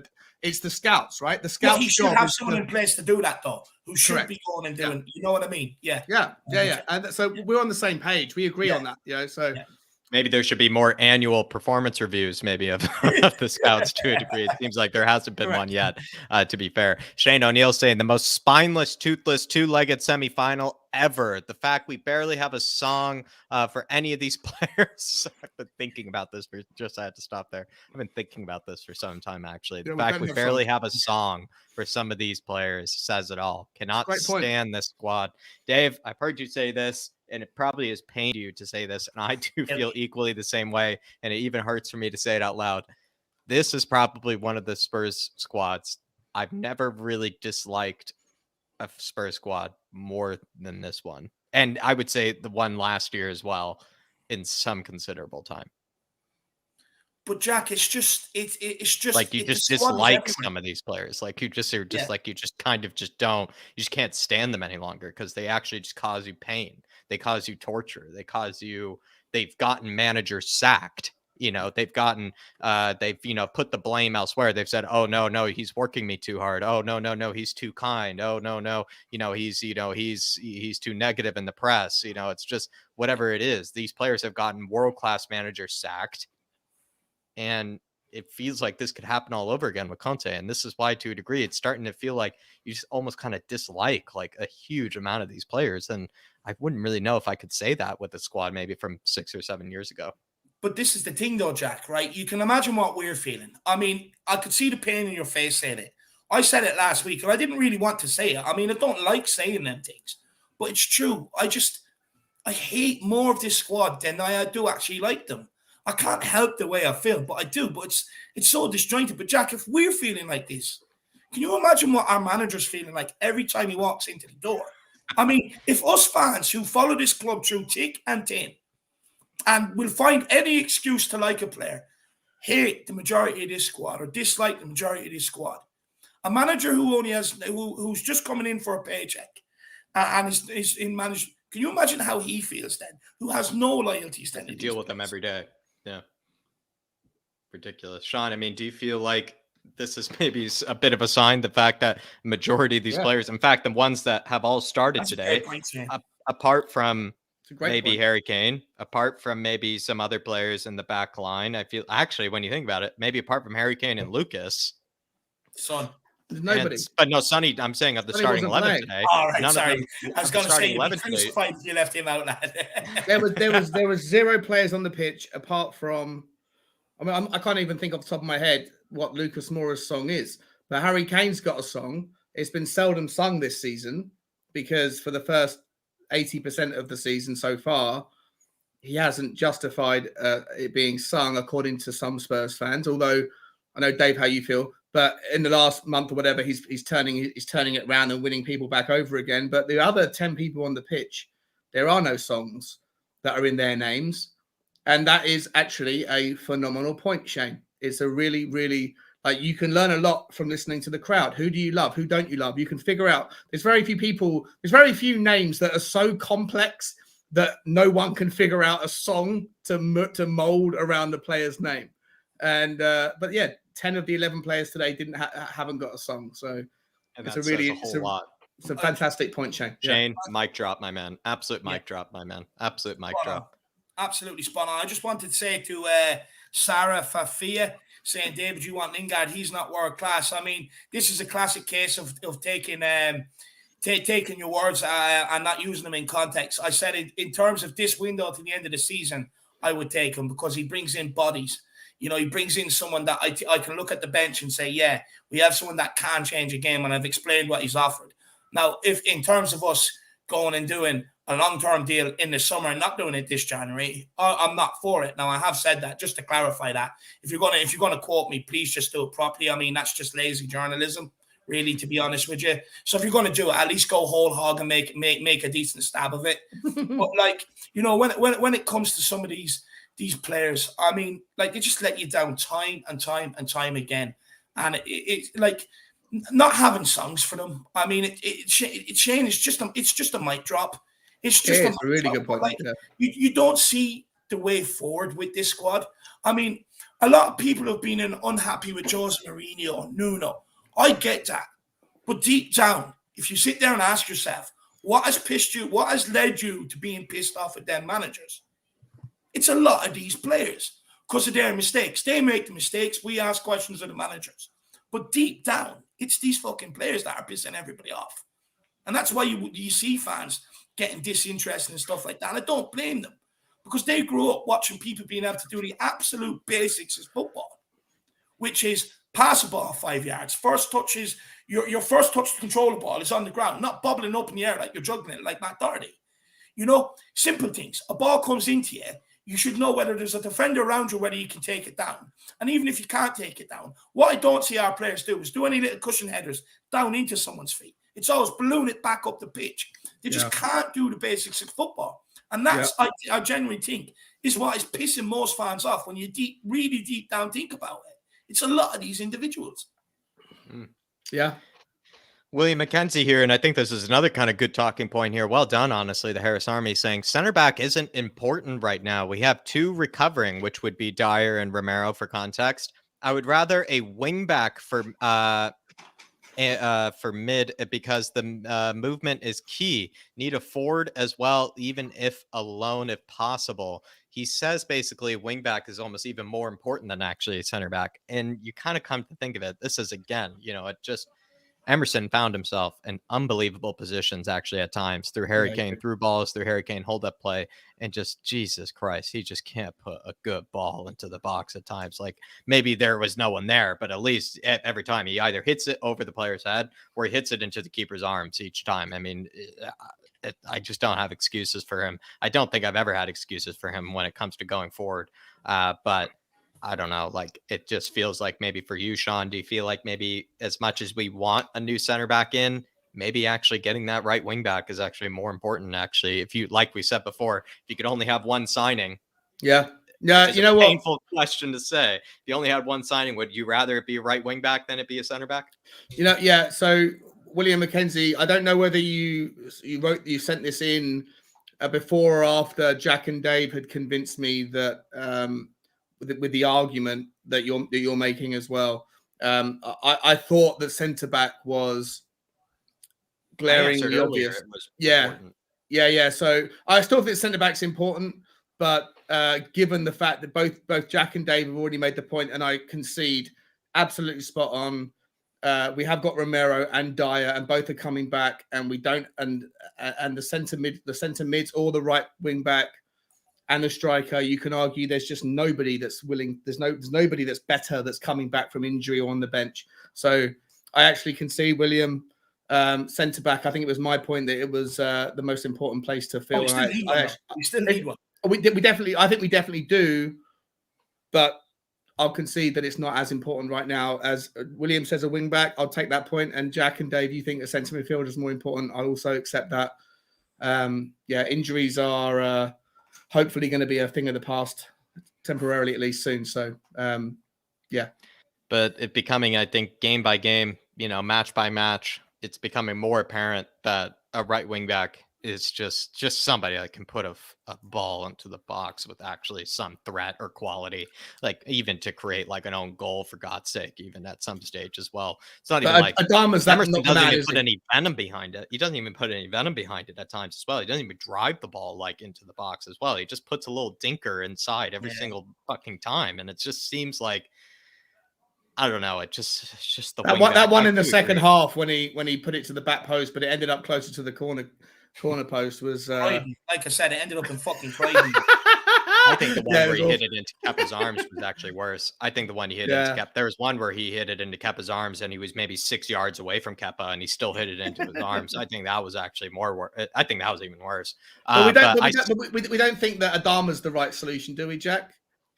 No, he's not. And to be fair, like I've actually Not for a made wing so many, I've made so many rationales and excuses for Adama potentially doing that job that honestly Adama Traore's agent should pay me for honestly, giving him a good rap, to be fair. But no, I don't. Yeah, I yeah. think Adama would do the same thing. Maybe the one thing he could do differently is that he's actually what we've said, you and I, Sean, have agreed on. When Emerson is one-on-one with the defender, that Adama would beat Better that man chance. there. Yeah. That he would take it around and pull it into the box and maybe find somebody, like maybe, but Yeah. at least he would get by that player, where Emerson doesn't even seem capable of getting by that player, where we all know Adama could. So maybe that's one. And actually, to be fair, and you can't argue with me on this, Adama beats more men on the ball than any player across Anybody Europe. else. So But like, Emerson was really good tonight. I know tonight's a dead rubber, doesn't matter good anymore. defensively, but he's garbage going forward. Like I'm yeah. losing it with him. He's good defensively. He doesn't make mistakes defensively, but he's just so shit going forward at times. Like it just. If you have a right wing back that's too offensively minded, that like an Adama who doesn't have the defensive capabilities, Right. I really worry whether our back three, whether they have the three that we have now, or a three that has Dyer in it, or a three that has both Dyer and Romero. I still don't know. Because every team is going to attack down our right anyway. They already do. Every team is strongest down their left. I really worry whether from a defensive mindset, whether or not an Adama shaped or an offensive right wing back shaped right side is going to be able to cope. So, but then vice versa, right? With Emerson, where it's like we're experiencing problems where like he's just too defensively minded, and his only skill sets are what comes to defensive skills. And then when we need him to actually produce something of quality going forward, he doesn't have it. Where, like you said, with Adama, though, it's like Adama would, I guess, technically have a lot more for himself going forward. But then when he actually finds himself defensively, he probably will be kind of suspect. And it's just like, you just need to fucking find a happy medium at a certain rate. Can I just step in on that? Because it's fascinating. And you know what? The two of you are actually both correct in what you're saying, lads, because what you can do is have options. Games against Watford, stuff like that, bring out your attacking right wing back. Games against the bigger teams, roll out Emerson. You can use it according to how you want to play, according to opposition strength. If someone is strong down the left-hand side, you bring in your defensive wing back. Ideally, what you need is both. You're both correct in what you're saying, but we need both. You need to have that option according to teams you're playing against. You're both absolutely spot on there. I just want to take this in a little bit of a different direction, just quickly, and it's probably a bit conspiratorial. I love it. Let's go. What's going on? I don't want people to jump on my back, but for me, it is starting to seem that VAR is there to keep the big people where they are. And it's just no coincidence to me, and I've always thought this, that it was brought in at a time when all the big clubs were getting to their weakest, and you were seeing teams just break into that top four, starting to break the mold. And Burnley Europa League kind of situations, yes. Yeah, and it wasn't just your average Liverpool, Chelsea, City, United. Teams were starting to threaten that. And I just watch it. When I see these decisions given, I mean, and the reason why a lot of people get pissed off with it, and what I've noticed, the big teams get the decisions, but then the opposite, the smaller teams don't get the decisions. And that's why there's so much debate around the VAR, because it seems to me there's different rules when it comes to the bigger teams compared to the smaller teams. Smaller teams don't get what the bigger teams get awarded, and that's why you see so many people going, "Oh well, this was awarded last week. Why it's not awarded this week?" And that's my conclusion on it. I've had enough of the fucking thing in the game. I've absolutely had enough of it. No, because to be fair, we had 2 penalty shouts, a red card, 2 penalty shouts, a red card, and then Harry Kane's goal, which all of a sudden was, knocked off because apparently a goalkeeper is allowed to make a mistake. And then if a defender is behind him, then, I guess, he's allowed to get away with it. So apparently a goalkeeper is allowed to have a howler. And then, I guess, he gets, even further, compensation or further, like help for it. So I actually think it's not a bad theory considering, Dave, we take ourselves back just not even too long ago. I think it's 3 or 4 seasons ago. Burnley were in the Europa League, and maybe that's what's the whole reason behind it. But William McKenzie, I think a right wing back, if you can only have 2 signings, especially under the most crucial, hardest Levy budget, a right wing back and a lone end striker might actually be maybe the best we could do with maybe for this time being. I see what you're coming from, William McKenzie. Great talking point as well, my man. 2J saying, surely Conte must realize that with our injuries, he could play Tanganga, Sanchez, and Rodon as a back 3 and have Davies down the left wing instead of Doherty. Doherty is terrible. How does he keep playing? Look, I just want to interject quickly, and then you can come in with your answer. All I'm going to say on this is take yourself back to when Ben Davies was playing left back. That was an absolute disaster class, spun week in, week out. He may as well just went to spin classes with his missus. It was a complete clusterfuck. He's been brought into left-sided centre-back because he does not have the pace to play out wide. He doesn't have it, and that's why he struggled at left-back. But bringing him into left centre-back where he has the protection of the left wing-back really suits him. But for left back, it's a non-runner for me. And the reason why I say that, and I mean this in the politest way possible, Jay, but just take yourself back to watching this guy week in, week out under Jose Mourinho when Reguilon was out injured. It was not fun. No, it wasn't. And I think, before I let Sean in here too, Jay, I said it at one stage. We saw a bit of the social distance defending at one stage from Ben Davies. And, any single time he was playing left back, he was just doing that constantly. I mean, the guy could honestly, probably be the best. He's probably one of the best citizens in the country when it comes to social distance defending, to be fair, actually. It's honestly a model example of what it looks like to keep 6 feet between you and your marker. Because at one stage, he was making Aaron Wan-Bissaka, who Man United fans are roasting into right now for the same reasons we're roasting into Emerson, for not having any product going forward. He made Aaron Wan-Bissaka look like a prime Cafu, going forward at times because the guy just wouldn't want to get close to him. So I do feel like, Ben Davies, he's in his right position right now in that left-sided center back.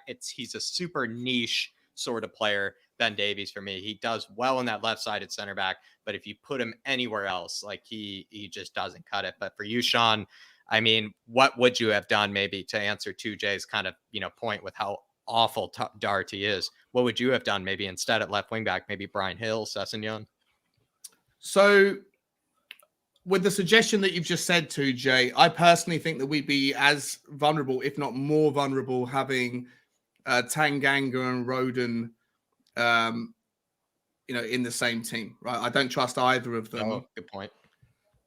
So if you want to, what's that, Dave? Sorry. That's championship level defense you just named out. Yeah. So I don't like. I understand the idea. If you want Doherty out of the team, what else do you do in a world where Reguilon's injured or Sessegnon's not fit? What do you do? Listen,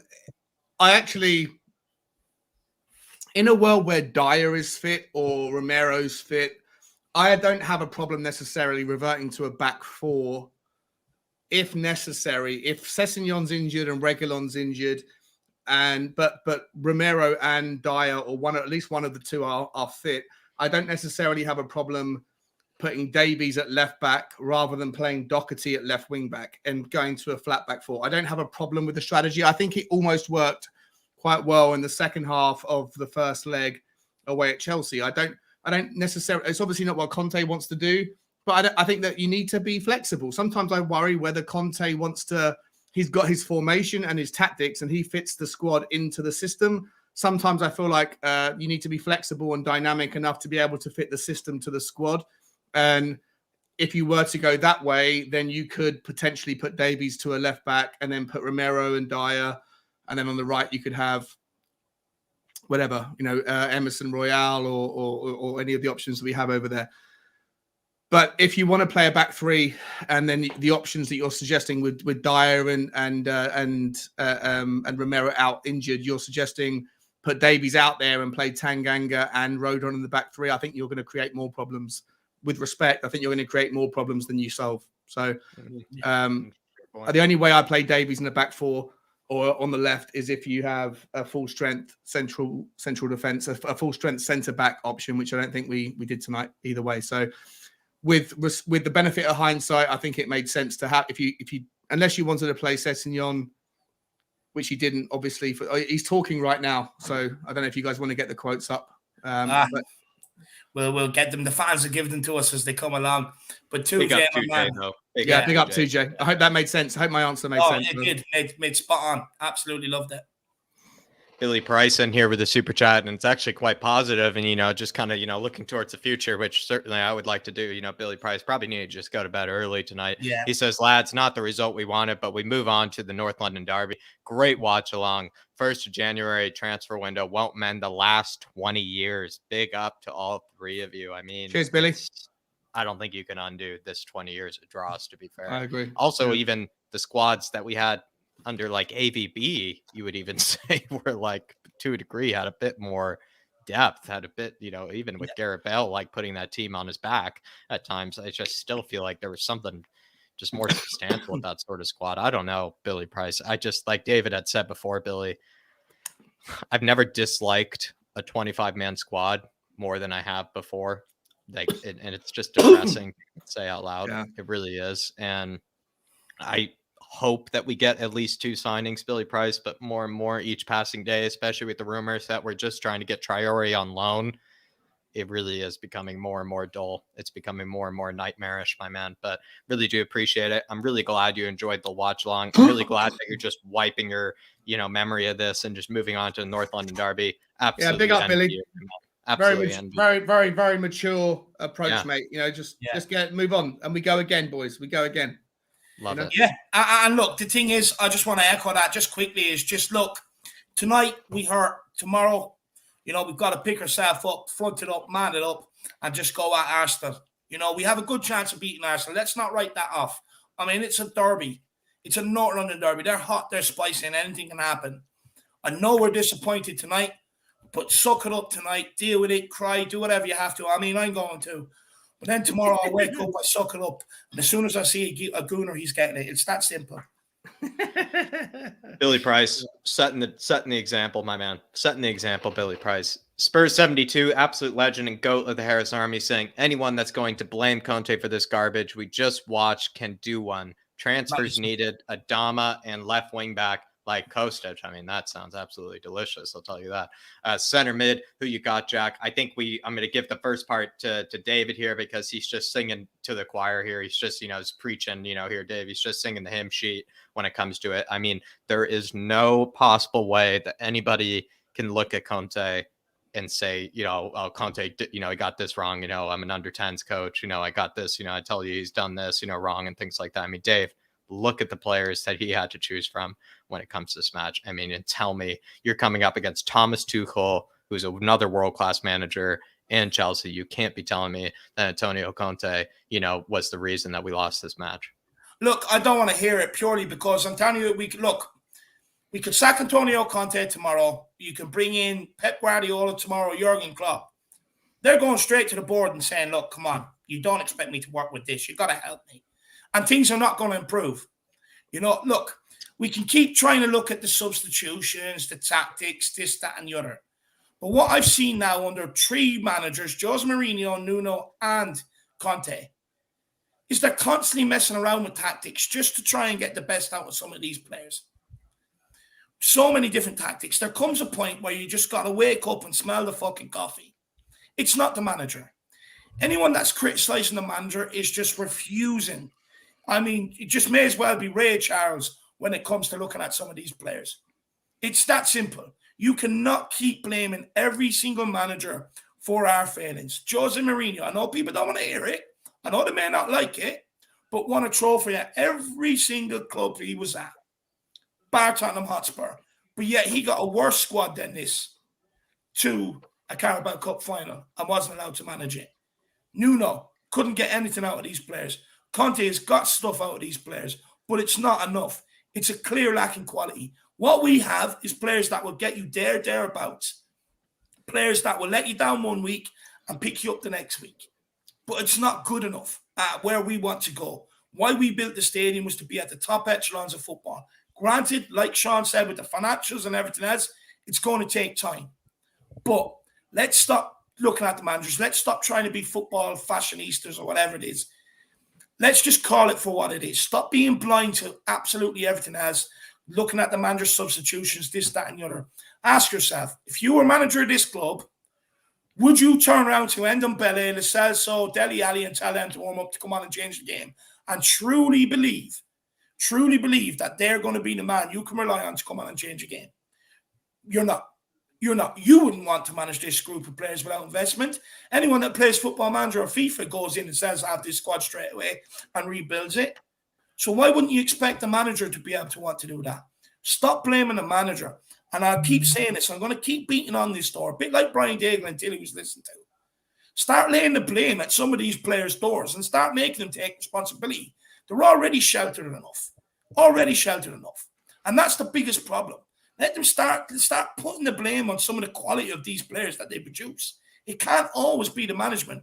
And along with managers, we've brought in different management coaches. There are different coaches on the training ground. It still doesn't improve. You still see the same crack. So it's not the managers. It can't be, and it never will be until we get better players in. Mic drop out the room. Spurs 72. I mean, you know my central midfielder. It's the guy who I think could actually lead us into the top four. It's Bruno Guimaraes. But Sean, I'm actually curious. Maybe you don't need to have a suggestion on the top of your head right away. But is there maybe a central midfielder that's caught your eye that maybe could come into the squad and actually maybe be that player that we could bring in? Yeah, for me, I'll be honest, I don't know much about Bruno Guimaraes, right? So, I mean, he might be... Give me yours, just because they're probably sick and tired of, me giving that suggestion. So, something a bit different. So I love Kulusevski as an attacking midfielder that's versatile, that can play across the front. I love Kulusevski. I've seen him. I've watched all of his highlight videos. I've even gone to watch, I went back because I've seen him playing certain games in the YouTube highlight videos. And I am always I cherry pick, I take YouTube highlight videos with a pinch of salt. But if I see him do a few magical moments in certain games, I go and watch him and how he plays in the whole game. And I watched him play. I went back and watched the kind of the extended highlights or 60-minute reviews of him in 3 or 4 games this season, earlier on in the year. He reminds me so much of a young Kevin De Bruyne. I think he's 22 years old, but he has this ability to play with both feet. He's tall, he's languid, but his passing is just he plays it into space in a way that it's effortless. And for me, I don't listen. It's speculative, but for me, of all the names that we've been touted with, he excites me. I feel like he could play anywhere across the front three. And I think he's great with both feet from shooting, but I also think he's got a pass on him that can slide certain positions through in front or behind defenders. For me, Kulusevski looks the most exciting of the ones that I've looked at. So that's my pick. There you are. In Spurs 72, you probably know my suggestion is going to be Bruno Guimaraes. I could see why Kessié is also on everybody's lips. I think my problem with Kessié is he's not exactly that player that sprays passes left and right and plays balls in behind like we probably need at this moment in time. He's more of like that ball carrier, industrious kind of player, kind of like a Weston McKennie to a degree, which is I would also be happy to take. Believe me, I'd be happy to take those players. I'm not, sniffing my nose or anything like kind of, at these sort of players, but I do feel like we need someone that can actually spray balls left and right. A Brozovic, a Guimaraes would be for me personally. But I mean, left wing back Kostic, I think he created more chances than Messi or something like that in like the last 2 seasons combined. So the guy is quality, but feels like we do have enough depth at left wing back. It just seems like both of them are injured at this moment in time. But Dave, can you pull up the Amir Sardar comment? For some reason, it glitched out for me. I'm looking at it on the phone. Just want to say quickly, everybody, I know I don't really want to do this, but I mean, why not? It's the only thing we probably can't support is make sure you smash that like button. Make sure you smash that subscribe button if you are new, guys. But yeah, sorry, Jacko. No, I think Dave absolutely right. It's the only thing you can do. At least, put out your frustration with a bit of Zidane forehead on that, subscribe button, everybody, please. Or, a Pierre Mahoyberg, like a Mikel Sharteta kind of moment. Just give him a bit of a shove on that subscribe button.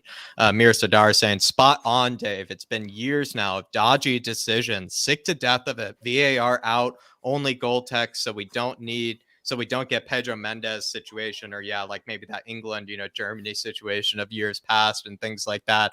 I mean, Dave, I guess, maybe I'll ask Sean this first and then I'll get to Dave. Yeah. Sean, just maybe a bit of a quick answer. Would you rather keep VAR or would you rather just get rid of it at this moment in time?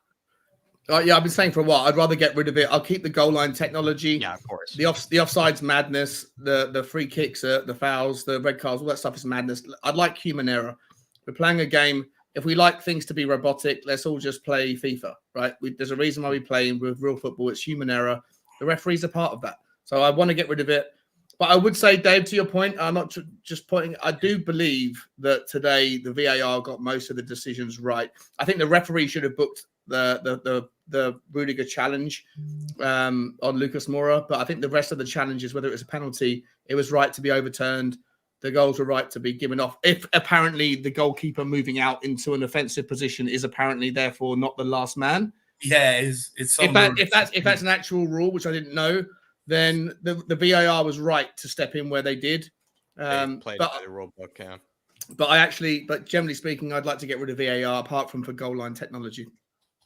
Dave, and then, Amir is kind of agreeing with you, though, saying that, maybe the VAR, 2 degrees quite biased and would actually 2 degree. I mean, it makes sense considering we all know the elephant in the room being the big Red Devils, the big Man United, who seem to get every single decision that comes their way, as well as some other top teams always get every single decision that comes their way. And when it comes to VAR, I don't think there's any way of beating around it, as much as maybe sometimes they get the decision rightfully so. I do feel like it is actually quite biased 2 degrees sometimes towards the bigger sides. Maybe that wasn't exactly the case like Sean is saying today, but I think, we have seen before, some pretty dodgy decisions, given to maybe the bigger sides when maybe a team like a Burnley or a team like a Brentford or something like that wouldn't exactly get that decision. Look, I call Liverpool Liverpool for a reason. No, and it's not to be funny. It's not to have a dig, but it's because of what I see. The year they won the league, go back and watch how many decisions they were given that were not given to other teams. Trust me, go back and watch it. I've seen United being rolled out with penalties. I mean, they're looking for reasons to give them. I've seen it numbers of times across the Premier League for the big boys. And then when it comes to the little teams, they're constantly overlooked. I mean, I'm not the only one that complains about it. Go and ask Sean Dyche. Go and ask all the managers down there. They all said the same thing. They all say it. My point is, it was introduced, okay, when a lot of the smaller teams were actually catching up on the bigger teams in terms of on-field performances. And the reason why that was happening is because they didn't have the money to go and compete. So what they did do is they done the scouting properly and went to obscure leagues around Europe and brought in boys, and it was working out in their favor. And they were starting to break the mold. You were starting to see Liverpool have less dominant spells. United have less dominant spells. Chelsea less dominant spells. All the big teams were starting to become less dominant, and the little teams were getting up there. And then all of a sudden, and the reason why I do think I'm correct is because you look at the Super League as well. They tried to take the bigger teams completely away from it. And again, I also said on that, the reason why they tried to do that is because there's too many little teams breaking the mold now. I mean, every opportunity they get, they protect the bigger teams. And I get it. It all comes down to money. It's what people pay for. It's what people want to see. But I'm telling you now, VAR is not operated on a fair basis, in my opinion. And I know people are going to call me crazy. There's going to be some people out there that agree with me. But when I look at the decisions and I watch a hell of a lot of football, a lot of Premier League football, I see big teams get decisions other teams don't necessarily get. And I'm not the only one that says it. All the managers do too. There you are, Amir. I think a lot of people do agree with you. David, again, for some reason I can't pull up the next one. It's Jason Wales. Do you see it in there? Yep. Appreciate it. Do appreciate it. Jason Wales saying, evening, boys, about to get even worse. We're not spending, and Talk Sports say Arsenal are landing Vlahovic. Total embarrassment, this club. Conte will walk. I mean, I don't know how it could get much worse than this Jason Whale. I guess the way it could get a bit worse is that if they do in fact land Vlahovic, but I wouldn't exactly believe everything Talk Sport, do say, because they are kind of there a bit for the papers. They are kind of there a bit for the attention. And also as well, you do think about it, they do have a striker there that's on whatever it is, 300K wages or something in Aubameyang. And then they also have Lacazette. And then that would be then 2 strikers. Then I guess they're getting rid of, and then they would bring him Vlahovic on 300K a week. I think also as well, given financial fair play, they're only allowed to spend something like around 70 million anyways, this January window or something like that, if I'm not mistaken. I've got that. Hang on, Jack. I've got that detail for you right here, mate. Give me. So Arsenal. So Tottenham have got £400 million that they can spend over the next 3 years without being in breach. Arsenal are fourth. £201 million is what they're allowed to spend, but just make sure that number you consider. It's not just the spending money, it's the salary, it's the agent fees, it's spread over the contract. So if they spend 70 million or 80 million pounds to get Vlahovic, 300 grand a week on a let's presume if it does happen, I don't think it will. If it does happen, 5-year contract, 5-year contract, 300 grand a week. That is 15 million pound a year over 5 years is 75 million plus the initial 70 million plus say 5 million for the agent. It's 150 million. It basically chews up 75%, 80% of what's in their available budget. After that, they need to then guarantee successes to because every year, the third year, the last year of their previous 3 gets dropped off, and then you start the next 3-year rolling period, right? Which is why Everton are screwed right now, because not only are they already in debt, but their most profitable year was the third most preceding year. So, and the same thing will happen with Arsenal. I don't want to get into the specifics. I'll do that on a different day, but I think Arsenal will. I don't think it's worth it for them. I don't know if I want to believe it, Jason Whale, but certainly just to your point, I mean, I might just roll over and just give up at that rate if they were to actually land the guy, because we have no excuse. If Arsenal were to sign him, we would have no excuse in comparison, I would say, actually, considering they're at our level, they are our main rival. They do have actually less to spend given financial fair play constraints. They also have a manager that also actually has a lot more invested in other sports teams and other kind of various, kind of ventures than actually Daniel Levy and Enoch do. So as much as Daniel Levy and Enoch want to make the safe decisions, make the less risky decisions, they do have far fewer excuses than, the likes of, Stan Kroenke or whatever the fuck his name is, to spend that money probably. Can I just give you the offside rule that applies to the Harry Kane goal today? Yeah, please, yeah. So I've gone and done some deep dark searching, and it took me a while, but here it is. As per Law 11 is the one you're looking for, right? It states, a player is in an offside position if any part of the head, body, or feet is in the opponent's half, excluding the halfway line, and any part of the head, body, or feet is nearer to the opponent's goal line than both the ball and the second last opponent. So that's it. The second part of that statement is why the goal, Harry Kane goal, was ruled off. So the second part is any part of the head, body, or feet is nearer to the opponent's goal line than both the ball and the second last opponent. I mean, honestly, it feels like they got a 6-year-old to put random words together and throw it into a fucking rule. It's ridiculous. So there's no difference between the goalkeeper and a different player. If the goalkeeper's well off the line and they've got one player that's on the line from a corner trying to defend it, then he becomes the goalkeeper, essentially. Right? He becomes the last man. Yeah, if that's the rule, that's the rule. But it's a stupid fucking rule. Yeah. No, like a lot of the rules that we've seen before actually made by, these sort of referees and things like that. It's almost as if they don't actually play the game themselves.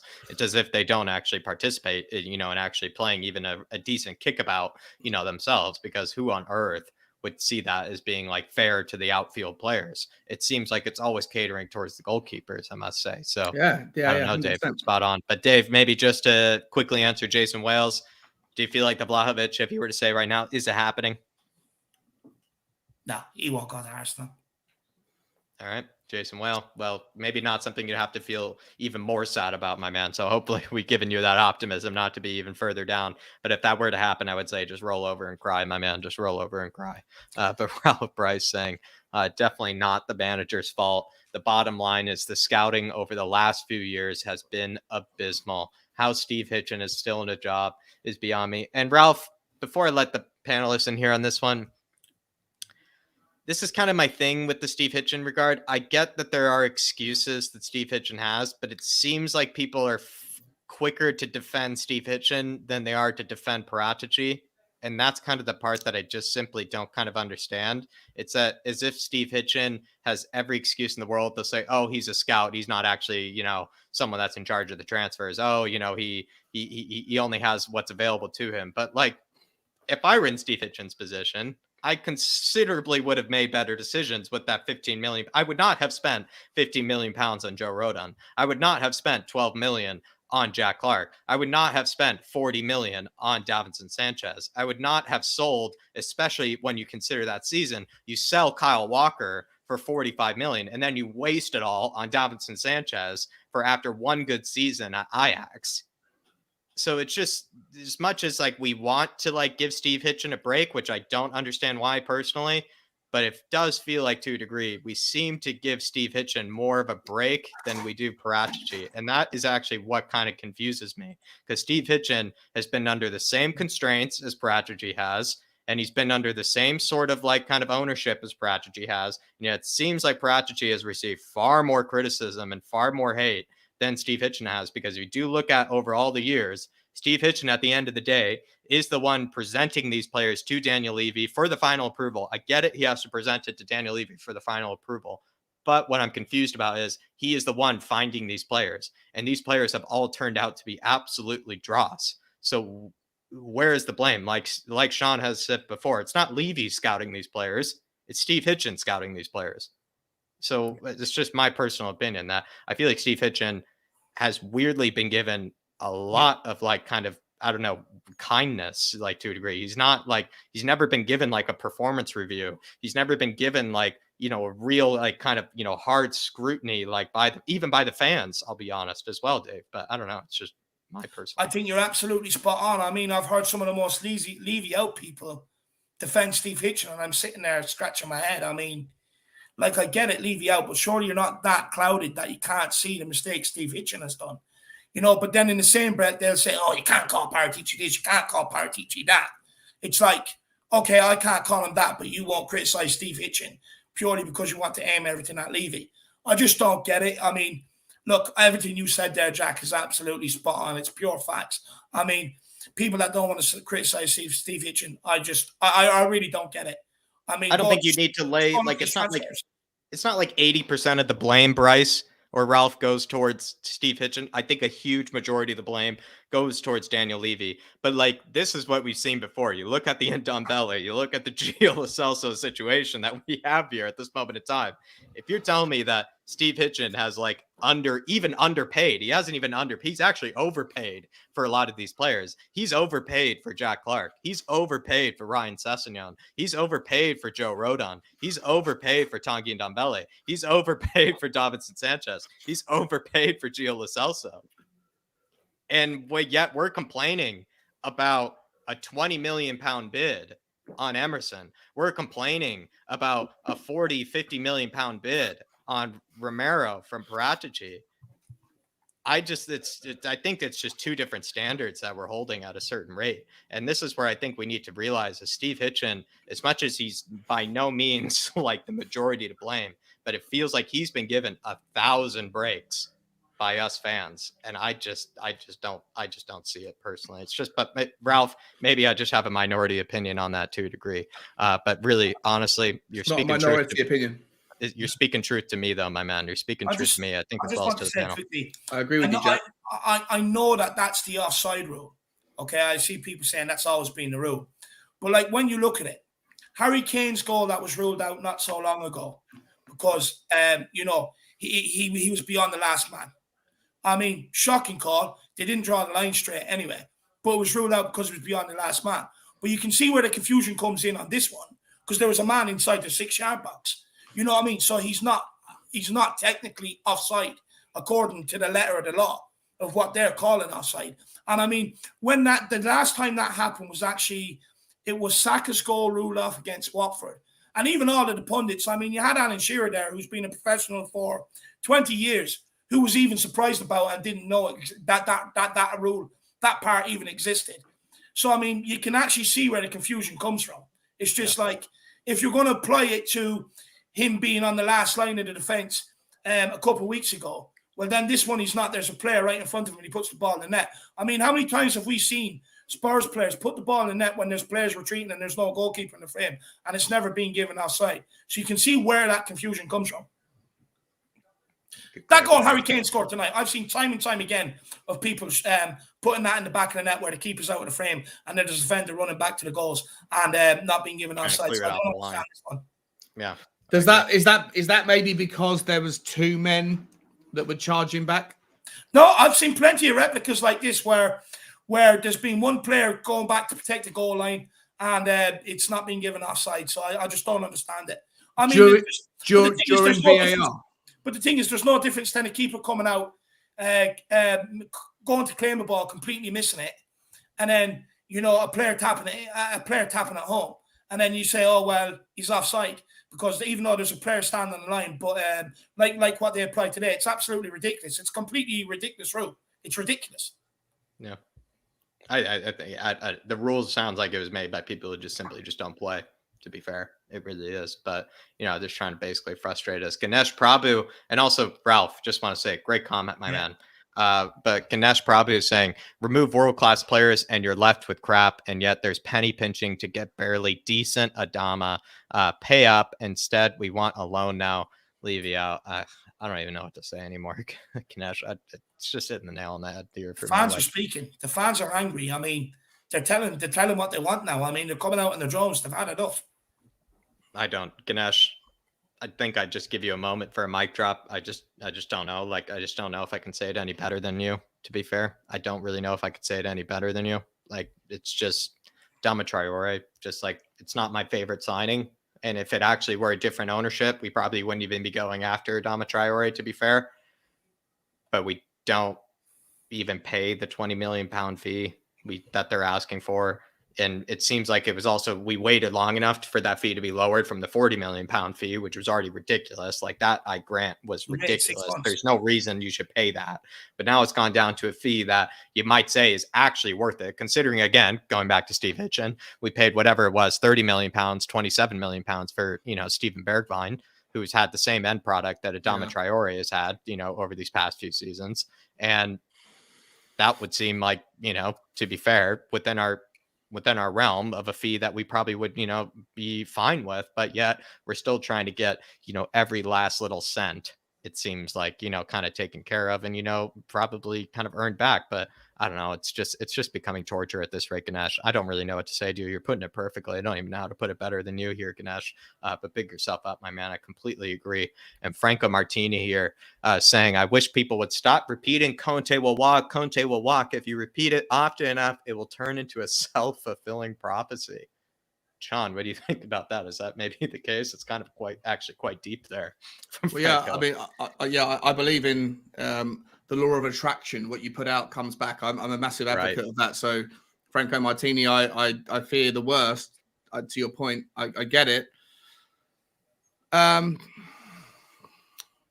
Listen, I don't think that he's going to walk. I don't think he will walk. I feel like he's not only is Daniel Levy not a moron, but at least in terms of general intellect, he may not be able to read a room very well, but in terms of general intellect, Daniel Levy's not a moron. I don't think Antonio Conte is either.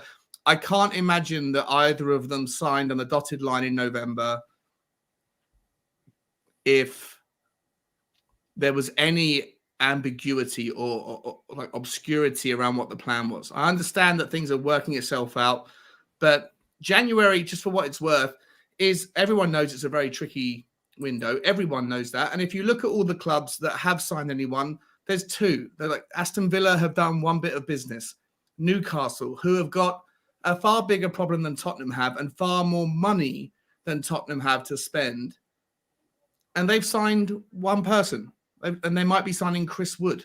You know, you've got to feel for Newcastle players or Newcastle fans. They were promised Mbappe, and they're going to get Chris Wood, right? So I feel like everybody just needs to calm down a little bit and remember what January is. And it would be different if Newcastle would sign 7 players, if Aston Villa go and sign 3 or 4, if Manchester United, who have got gaps all over their team as well, had signed. No one's done any business yet. So I think everyone needs to relax. I don't think Conte will walk yet. I do think that he will walk in the summer if the promises that are made, you know, are broken or if nothing happens. But I just, I hope, Franco, that we can all just take a breath and that recognize the difficulty of what's happening. No one's done much business. It hasn't been the January window that I thought it would be. But in terms of like, yeah, Conte will walk. If you put it out into the universe, things happen. So just everyone who doesn't want that to happen, stop saying it, stop thinking it. You know, just stop thinking it. Stop thinking it. Yeah. I'm kind of with you, Sean. Actually, Franco Martini, it's quite deep, my man. It's actually quite deep, my man. It's actually quite true, to be fair. Big yourself up. Also, like I always say, one of the best names in the business, like Tim Falco as well. Franco Martini also, again, saying, I hate all this negativity. It just sabotages everything. Give people a chance to do their job. You people need Harry Potter, not Antonio Conte. I don't know what to say from this, to be honest, Dave. Look, I get it. Look, I'm just saying, I get what you're saying. You know, you put out, you attract what you put out and stuff like that. I get it. But I can't sit here and not be true to myself and say what I heard from Conte yesterday and looking at his expressions and stuff like that, looking how he looked, the tone of it. And then I take Pochettino's speech from 2019 and not think they look similar. I mean, it's just, I can't do it. I can't do it. For me, I think there is cause to be cause for concern, especially when you look at most of our managers over the last couple of years have ultimately failed because of our transfer dealings. You know, and I just, with Conte, like, there's going to be a lot of clubs maybe in the summer that might end up twisting and changing managers. He can walk into any single one of them and get what he wants. And this is why I say it. I'm not saying it because I want Conte to go. I mean, I don't. I love the guy. If he walks, we're in dire straits. I mean, where do you go? Where do you actually go from there? But the thing is, I have to call it as I see it. I mean, I've often done this before. I sat there. I told people Jose Mourinho wasn't the problem. 6 months later, when people realized that things didn't change when Jose got sacked, they came back. Oh, Jose Mourinho is not the problem. Like, it's a new hot take. It's like I said that 6 months ago when he was in the job. And I'm not going to sit here and see things go by just because other people don't want to talk about it. I'm going to say what I see.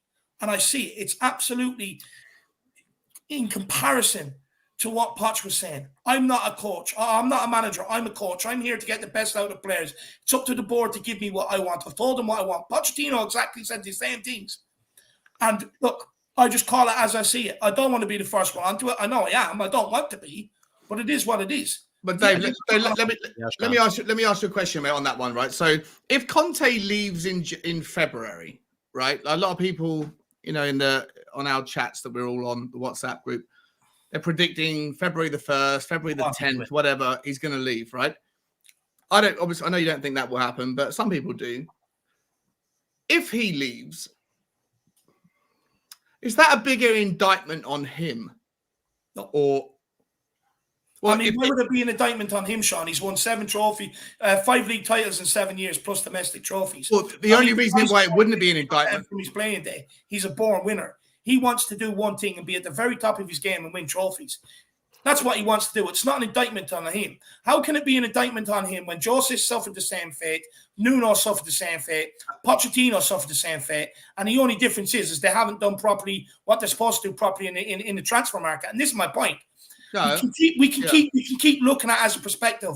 Oh, did the manager do this? Is it the manager's fault? But he joined in November, Dave. He joined in November. The only reason that if he was promised money, like if he came in under an impression, hey, sign the contract, bro, and in January, the hardest month to do business when no one ever does business. I promise you that you'll have 250 million. I guarantee you'll have what you need. Right? And then it didn't happen. Then suddenly January the 1st, Levy's off in the Bahamas, or sorry, it's been tough. Daniel Levy knew on November the 1st, or whenever it was that Conte signed, he knew the impact of COVID. He knew the impact on his finances of a closed stadium. He knew all of these things. Yeah, but Sean, this is what I'm getting at. I mean, look, I get it. The impact of COVID, I get it. No, I'm not saying. The thing is, what was their excuses before the impact of COVID? No, that's not the point I'm making. But the point, I think you're misinterpreting what I'm saying. I get it. Is it an indictment on Conte? No, it's not. I mean, the guy's a born winner. Jose Mourinho, born winner. But if Conte quits after 2 months, right? If Conte quits after 2 months, then the only justifiable reason for him quitting after 2 months is because he either hasn't done his, well, it's not, this wouldn't be adjusted, but here's the scenarios. He's either been promised money, been promised, hey, in January, the hardest month ever to do business, you're going to get what no one else gets, which is money, and we'll make it happen. You figure out, you've got 6 weeks, figure out what the gaps are, we'll make it happen, right? That's never, I can't, and if that was said, it would have already been said publicly. Conte wouldn't be saying, I've given my list, I've had the meeting. Correct me if I'm wrong, but when we hired him, was it not said publicly that there'd be money available for him to reboost this squad in January? But now January comes around, he shouldn't be sitting there expecting money. This is my point. He comes in, we're told there's money there to overhaul this squad in January. We've learned from our lessons. Now January comes around. Levy, by the way, was actually in the Bahamas in the January transfer window. And then all of a sudden, now there's not enough money. And now we're looking at the manager. Well, is it the manager? Is it this? Is an indictment on him? To my point. That's the point, right? That's the point I'm making, Dave. So if he promised money and then suddenly the money's not available within 6 weeks of him joining the club or 2 months with joining, then it's not an indictment on him to quit in February because it's broken promises. Yeah, that's right? the point Sean's been making. But if the promises weren't made, if it was like, we'll see what happens, but the rebuild's going to happen in the summer, we'll do what we can in January, but you know how tough it is, but I promise you there's money in the summer. If that was the conversation that was had, Dave, and then February the 1st comes round, and then Conte goes, fuck this, it's too hard. It's too hard with this bunch of shit shows. Then I think there is an indictment on Conte. Well, yeah, if that's the case. But, I mean, you're looking at Antonio Conte. He could have waited, could have picked any club he wanted. They would have came calling. I struggle to believe that he came here without the insurances of improving this squad. Because, like I said, and I'm going to keep saying this, he is not going to let Tottenham Hotspur ruin his reputation. And he was not going to do it before he signed. What I will say is he signed, definitely signed, because a manager like him who knows how to win things, there's no way he sat there to Daniel Levy begging him for the job, saying, we have the players to go and win things. There's no way he done it. The guy's a born winner. He knows what it takes to win things. His record speaks for himself. There is no way he has come in here without being assured there is money. I mean, us fans, when they sat Nuno and brought in Conte, we were told there will be money to spend January. We can see that the squad now needs improving. There would be money. All of a sudden, there comes January. Right? Yeah. Levy's in the Bahamas, and we keep hearing there's not money. So then Daniel Levy's a liar, right? So then, if that's the case, then Daniel Levy's a born liar. And if that's the case, then you will never. If that comes out, if that's what comes out in the wash, you will never ever hear me ever say anything other than I'm right down the platform. Because if there were promises made, promises broken, then I'm with you. I'm with everyone that's a Levy out because that's outrageous. That would be outrageous. The thing is, I'm not even as far as Levy out. I mean, look, if we can get him out, brilliant. But if he can reform his ways, I'll take that. You know what I mean? But if what you're positing is true, that he's, and I don't know, right? I don't know either way. Yeah. I'm just saying that if Conte came in under assurances and like, I'll shake your hand. It's not like Harry Kane a year ago. I'll let you go, Harry, if the right bid comes in. Right, but the right bid didn't come in. There's context to that. There's like nuance, right? Like, well, the right bid didn't come in, Harry. Right, the right bid to you is not the right bid to us. 150 million, that's fine, but 100 million's not. But if Conte comes in and 8 weeks later, It's January the 1st. And I'm sorry, mate, it was only 6 weeks ago I told you that we... Correct me if I'm wrong, though, Sean, but did they not also promise Harry Kane that they'd reinvest into this squad? Well, I don't know. Like, I mean, what quotes are you like? This is the thing. Sometimes people read headlines, and unless there's direct quotes from Harry, from Daniel Levy that confirms it. Other than that, it's kind of all speculative, isn't it? But I'm not trying to defend Daniel Levy here. I'm actually agreeing with you. If he 2 months ago, literally 2 months ago, shook hands with Conte and said, "We fucked up. We should have signed you in the summer. Nuno didn't work out. There's 100 million in the January window. Do what you want with it. You and Paratici can figure it out." And then suddenly January the 1st runs around and he gets a phone call from the Bahamas saying, "Sorry, money's tighter." There's no excuse because the COVID issue with revenue was already known. It's already felt, right? There's no risk there, or at least there's not currently. So if any of that's true, Dave, to your point, then I'm with you, mate. Then Daniel Levy is at fault. And it's no indictment on Conte to quit because he's been broke. He's had promises broken. But if it's not true and Conte walks because he thinks it's too hard, it's in the too hard basket.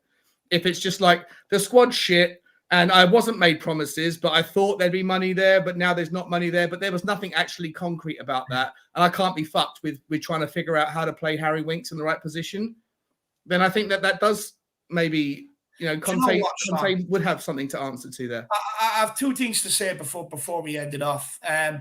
Look, I look at it this way. I put myself in Conte's position. Tottenham come calling. Now you can see that Pochettino already lost his job there. Mourinho's already lost his job there, and the investment they're bringing in is not good enough. But you also know there's trouble on the horizon at United. You know United will come calling if you don't accept that Tottenham job. And you know you can wait a bit further on, you will get a job where people will do it your way. Yep. Now, if I'm Antonio Conte, if Daniel Levy rings me up and says, "Look, I can't assure you money that there's going to be money to improve in the January transfer window, but will you take the job anyway?" Conte's not doing it. And I look at that I think that's logical. If you're Antonio Conte, who's used to going to clubs that spend money, you're not taking the Tottenham job without being promised money. But also, we talk about the pandemic loss. And while I agree with you, Sean, and I do agree with that, and I fully get it about the pandemic loss, but correct me if I'm wrong, but we also praise Spurs for taking out that loan at the start of the pandemic to cover the cost of what the pandemic was going to do for Hotspur. No, that was a different thing. We had short-term loans that were maturing.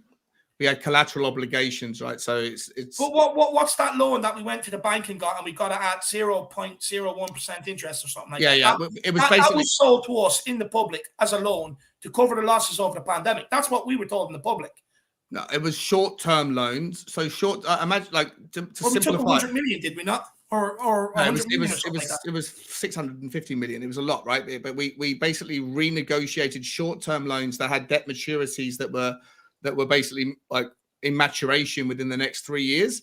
And if you wanted to renegotiate that on short-term loans, think of like a credit card versus a mortgage, right? It's essentially for a person, would you rather have a mortgage for 20 grand or for 200 grand, or would you rather have a credit card bill? It's not to the same extremes on the interest rates, but that's essentially what they did. They renegotiated short-term loans into long-term collateral debt obligations. So Sean, would you say The Guardian is reliable? I mean, yeah, maybe, yeah. Okay, well, here's an article from the 4th of June, 2021. Tottenham take 175 million Bank of England loan to ease coronavirus impact. That's a loan they took from the bank to cover the losses. Oh, that's not the same as that. That's not the same thing with. I thought you were talking about the long term. No, but this is what I'm saying. Like, I know we talk about the pandemic, and I fully get that. I mean, it makes sense that there's obviously going to be that period. Mm-hmm. But we took a loan, and it says here 175 million from the Bank of England to ease the coronavirus impact, because we feared that we were going to lose more than 200 million of revenue So we took that 175 million to ease the impact of the loan, or of the effect of pandemic. So with that loan, and we got it at a very, very low rate, we actually got it at a rate of 0.5% interest. Technically, with that loan, we shouldn't be sitting here talking about the impact of the pandemic on our January transfer window. We shouldn't be, because we took a loan to cover it. No, but you can't. That would have been a short. So that's the thing I was going to say. You can't use short-term loans for transfers. You're not allowed to do that, right? So it's the same thing.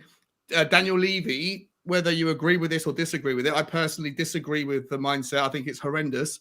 But he was going to put 800 staff on furlough, right? And it was outrageous. Everyone complained about it. He cancelled that. He ended up paying all the staff, all of the people that work in the bars, all the people that whatever. He carried on paying them because of the feedback. But what he did was he took all of the directors, all of the higher paid staff, and made everybody take a 25% or a 20% pay cut. Yeah. Someone in the comments might be able to clarify on the specific details, but all of that stuff. Like he was trying to use the furlough schemes, trying to use the bounce back. Like there was things called bounce back loans available. I took a bounce back loan, which I didn't take anything from the government, but I did take an interest-free loan from my bank to be able to get myself through. That basically was like, if you're not entitled to any help, you can take this. You still got to pay interest over 5 years, whatever. Right? This is all he was doing. That 125 million is not the same thing as what I was talking about when they renegotiated their short-term loans into long-term debt, but as a separate thing, you can't use short-term debt. You couldn't go to the bank and say, I want £100 million on 1% or 0.5% interest and then go and take that and go and buy Adama Traore. You can't do that. You can do that with long-term debt, which is what happened at the end of last year. They renegotiated their short-term obligations into long-term obligations. So it's slightly different. Here's my point. Tottenham have had money put aside. They did have money put aside. So that 175 million, I agree with you. And I know you can't take that and go and buy players. But that is to cover wages. That's to cover the loss of TV of fan revenue. That's what that was to cover. Yeah. It was. There's still money there that they can allocate to transfer. So realistically, when we sit here and say, well, the pandemic, we have to take that into account, the losses, it's bullshit because we don't have to, because we took out a loan to cover it. So therefore, we should still have money to go and spend in this January transfer window. We do have money. We took out that 175 million to cover the loss of the pandemic. I 100% agree with you. We absolutely have money to spend. We have 85 from last references from last financial statements. We had 85 million pound in assets, right, in cash assets on the balance sheet. So there is money that is available. I was asked by Jack and by somebody else. There is money. How much money? There is money available to spend, and all those things can be negotiated over time in various structures to deals. There is money to spend. And that doesn't have to come from debt. It doesn't have to come from the government. It doesn't have to come from the long-term loans. There is money there is money. There is money. Like if Daniel Levy says there is no money, he's lying. There is money on the balance sheet. There's cash in the coffers. There absolutely is. I think 85 million as of the financial reports of last year or of November. So there is money. Whether he lets it go and spends it, that's a different conversation. But the going back to this, I know we've got to finish up soon. The initial conversation, the initial question was: is Conte right to leave, or is what would happen if he left in February? And my question to you was: who does that look back worse on? Does it look worse on Conte, or does it look worse on Levy? And you said it looks worse on Levy. I would say it depends on what was told, what was promised, what happened, and we'll never know that. Maybe we will with Conte, because maybe Conte will just break all, privacy agreements and just let us know what was said. But I can't imagine that Daniel Levy made a promise in November that he's now reneging on in January. And if he is, then I am right down there with Brian Daigle. I am right down here with Brian Daigle. And I just want to say to people, I know people are saying, Dave, that's an operational loan. I think you're missing my point. I fully understand it's an operational loan. But my point is people say, well, because the losses in the pandemic, we might not have that much money to spend in the January transfer window. But what I'm saying to you is we're being lied to, because we've got an operational loan to cover the losses of the pandemic. I get it's an operational loan, but to say we can't buy players because of the losses of the pandemic is bollocks when we've took out a loan to cover the losses of the pandemic. Although we can't spend that 175 million on players, I get it, but we use that to cover the operational costs, like I already explained, where the loss of fans, everything else. But that doesn't affect the money that you have to go and buy players. You already had money there to do it anyway before the pandemic. Yeah. So use that money to go and buy the players, because we've already took out the loan to cover the cost of to cover the debts that we would have incurred. I agree with you. That's my point. And I agree with your point. And anyone in the comments who's leaning on my opinion or whatever, I'm with Dave on that. Like, there is a loan there to pay for other operating costs for day-to-day activities, and there is money. There is money in the coffers. Look at the financial results that were last published. I think it's 80 million from memory. I might be wrong, but it's not too far off. That sat there in the cash flow assets that could be spent. Now, whether that's allocated to other things, I don't know, but there is money to spend. And I'm just more concerned about what promises Daniel Levy made that he's reneging on. If Conte leaves in the next couple of months, why? What was said and what is now the case? And if it turns out that Conte is just fucking bored and can't be bothered to fix it, then fuck him. If it's because Levy made promises and is now reneging, then fuck Levy. And I'm with Daigle at the Levy out much. And also, if another gentleman's agreement was made and then, maybe broken, I think Sean, exactly the point Sean's been making, he certainly will be right there with Levy if there's another gentleman's agreement that's been broken upon. But Tottenham tantrum gold here. Time will tell. Exactly. You're spot on. Honestly, great debate between you two, I will say. Honestly, it seemed like you guys... I thought you were getting bored there. I don't know whether you were getting bored or interested.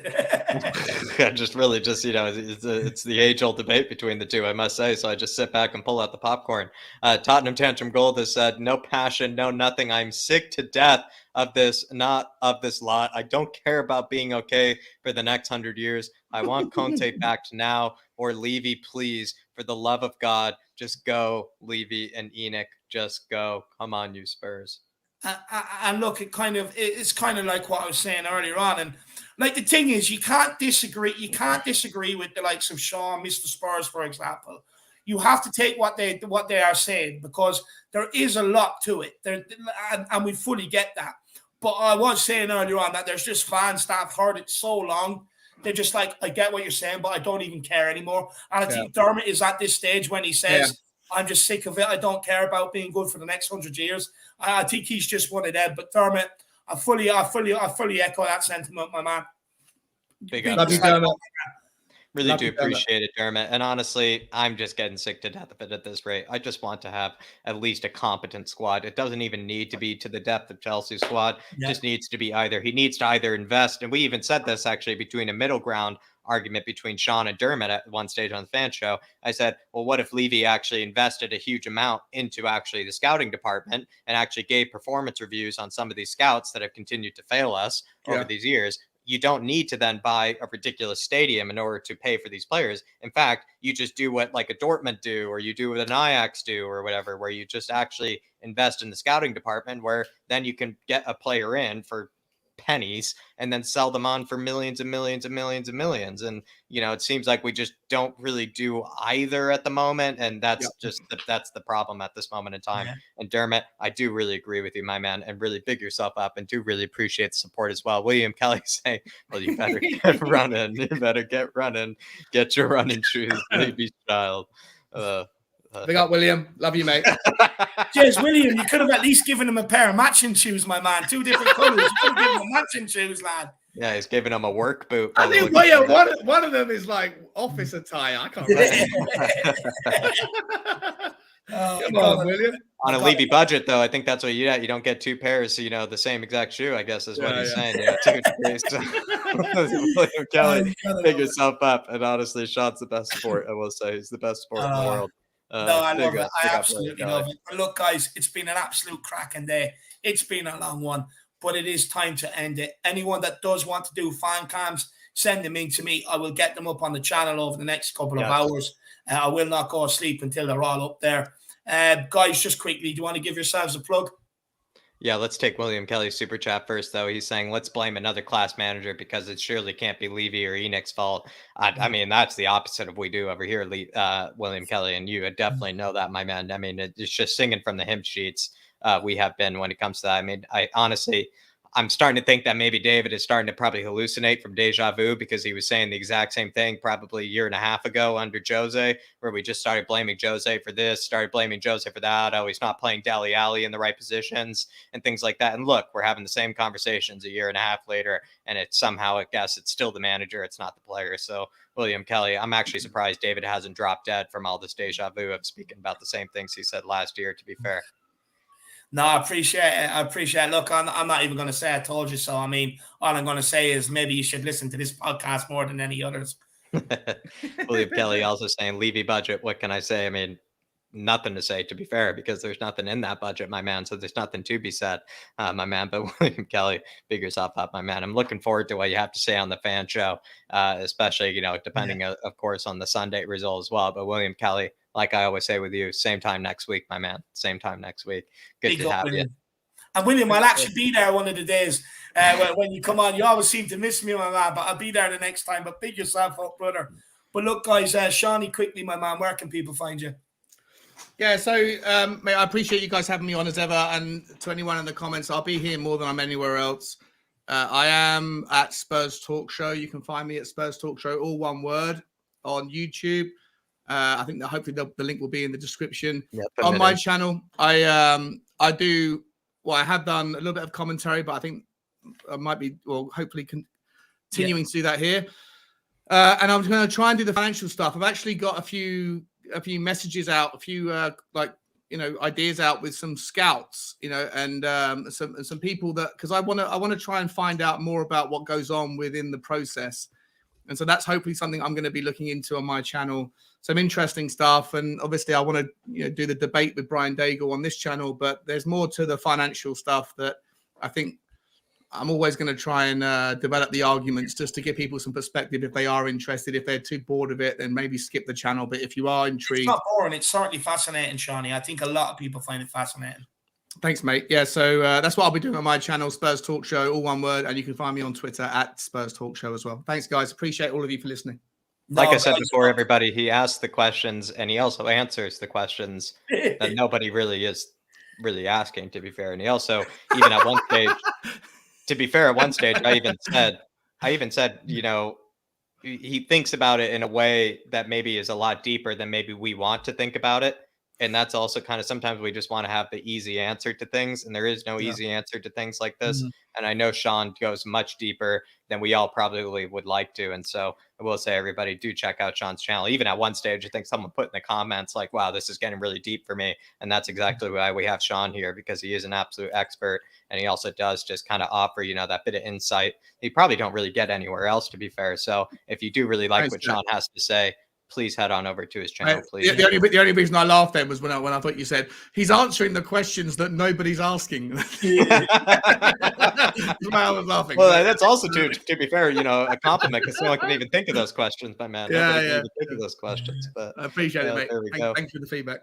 No, look, do get over and check it out. I mean, look, he does incredible stuff here. He sits here from start to finish, and he really doesn't have to. So I really appreciate it, guys, and I hope you do too. And that'll show on the subscriber count. So please do smash that. But Jack, my man, where can people find you, brother?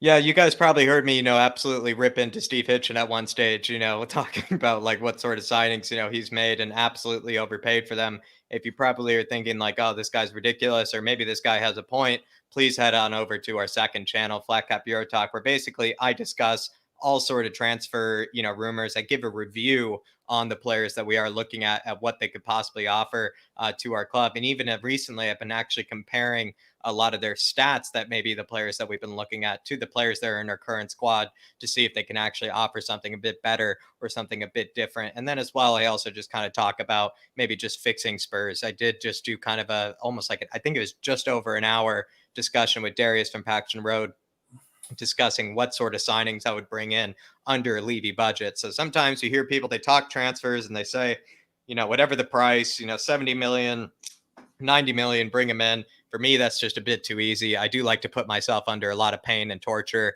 So I actually, try to talk about things in sort of a Levy kind of sort of context. I try to talk about bringing in players that would actually fit that sort of budget that we all know Levy usually kind of puts himself into. So if you do kind of like to talk about realistic transfer targets, players that actually maybe no one else are looking at that actually could bring something over to Spurs, if that sounds kind of interesting to you, please head on over to the second channel, please, Flat Cap Euro Talk.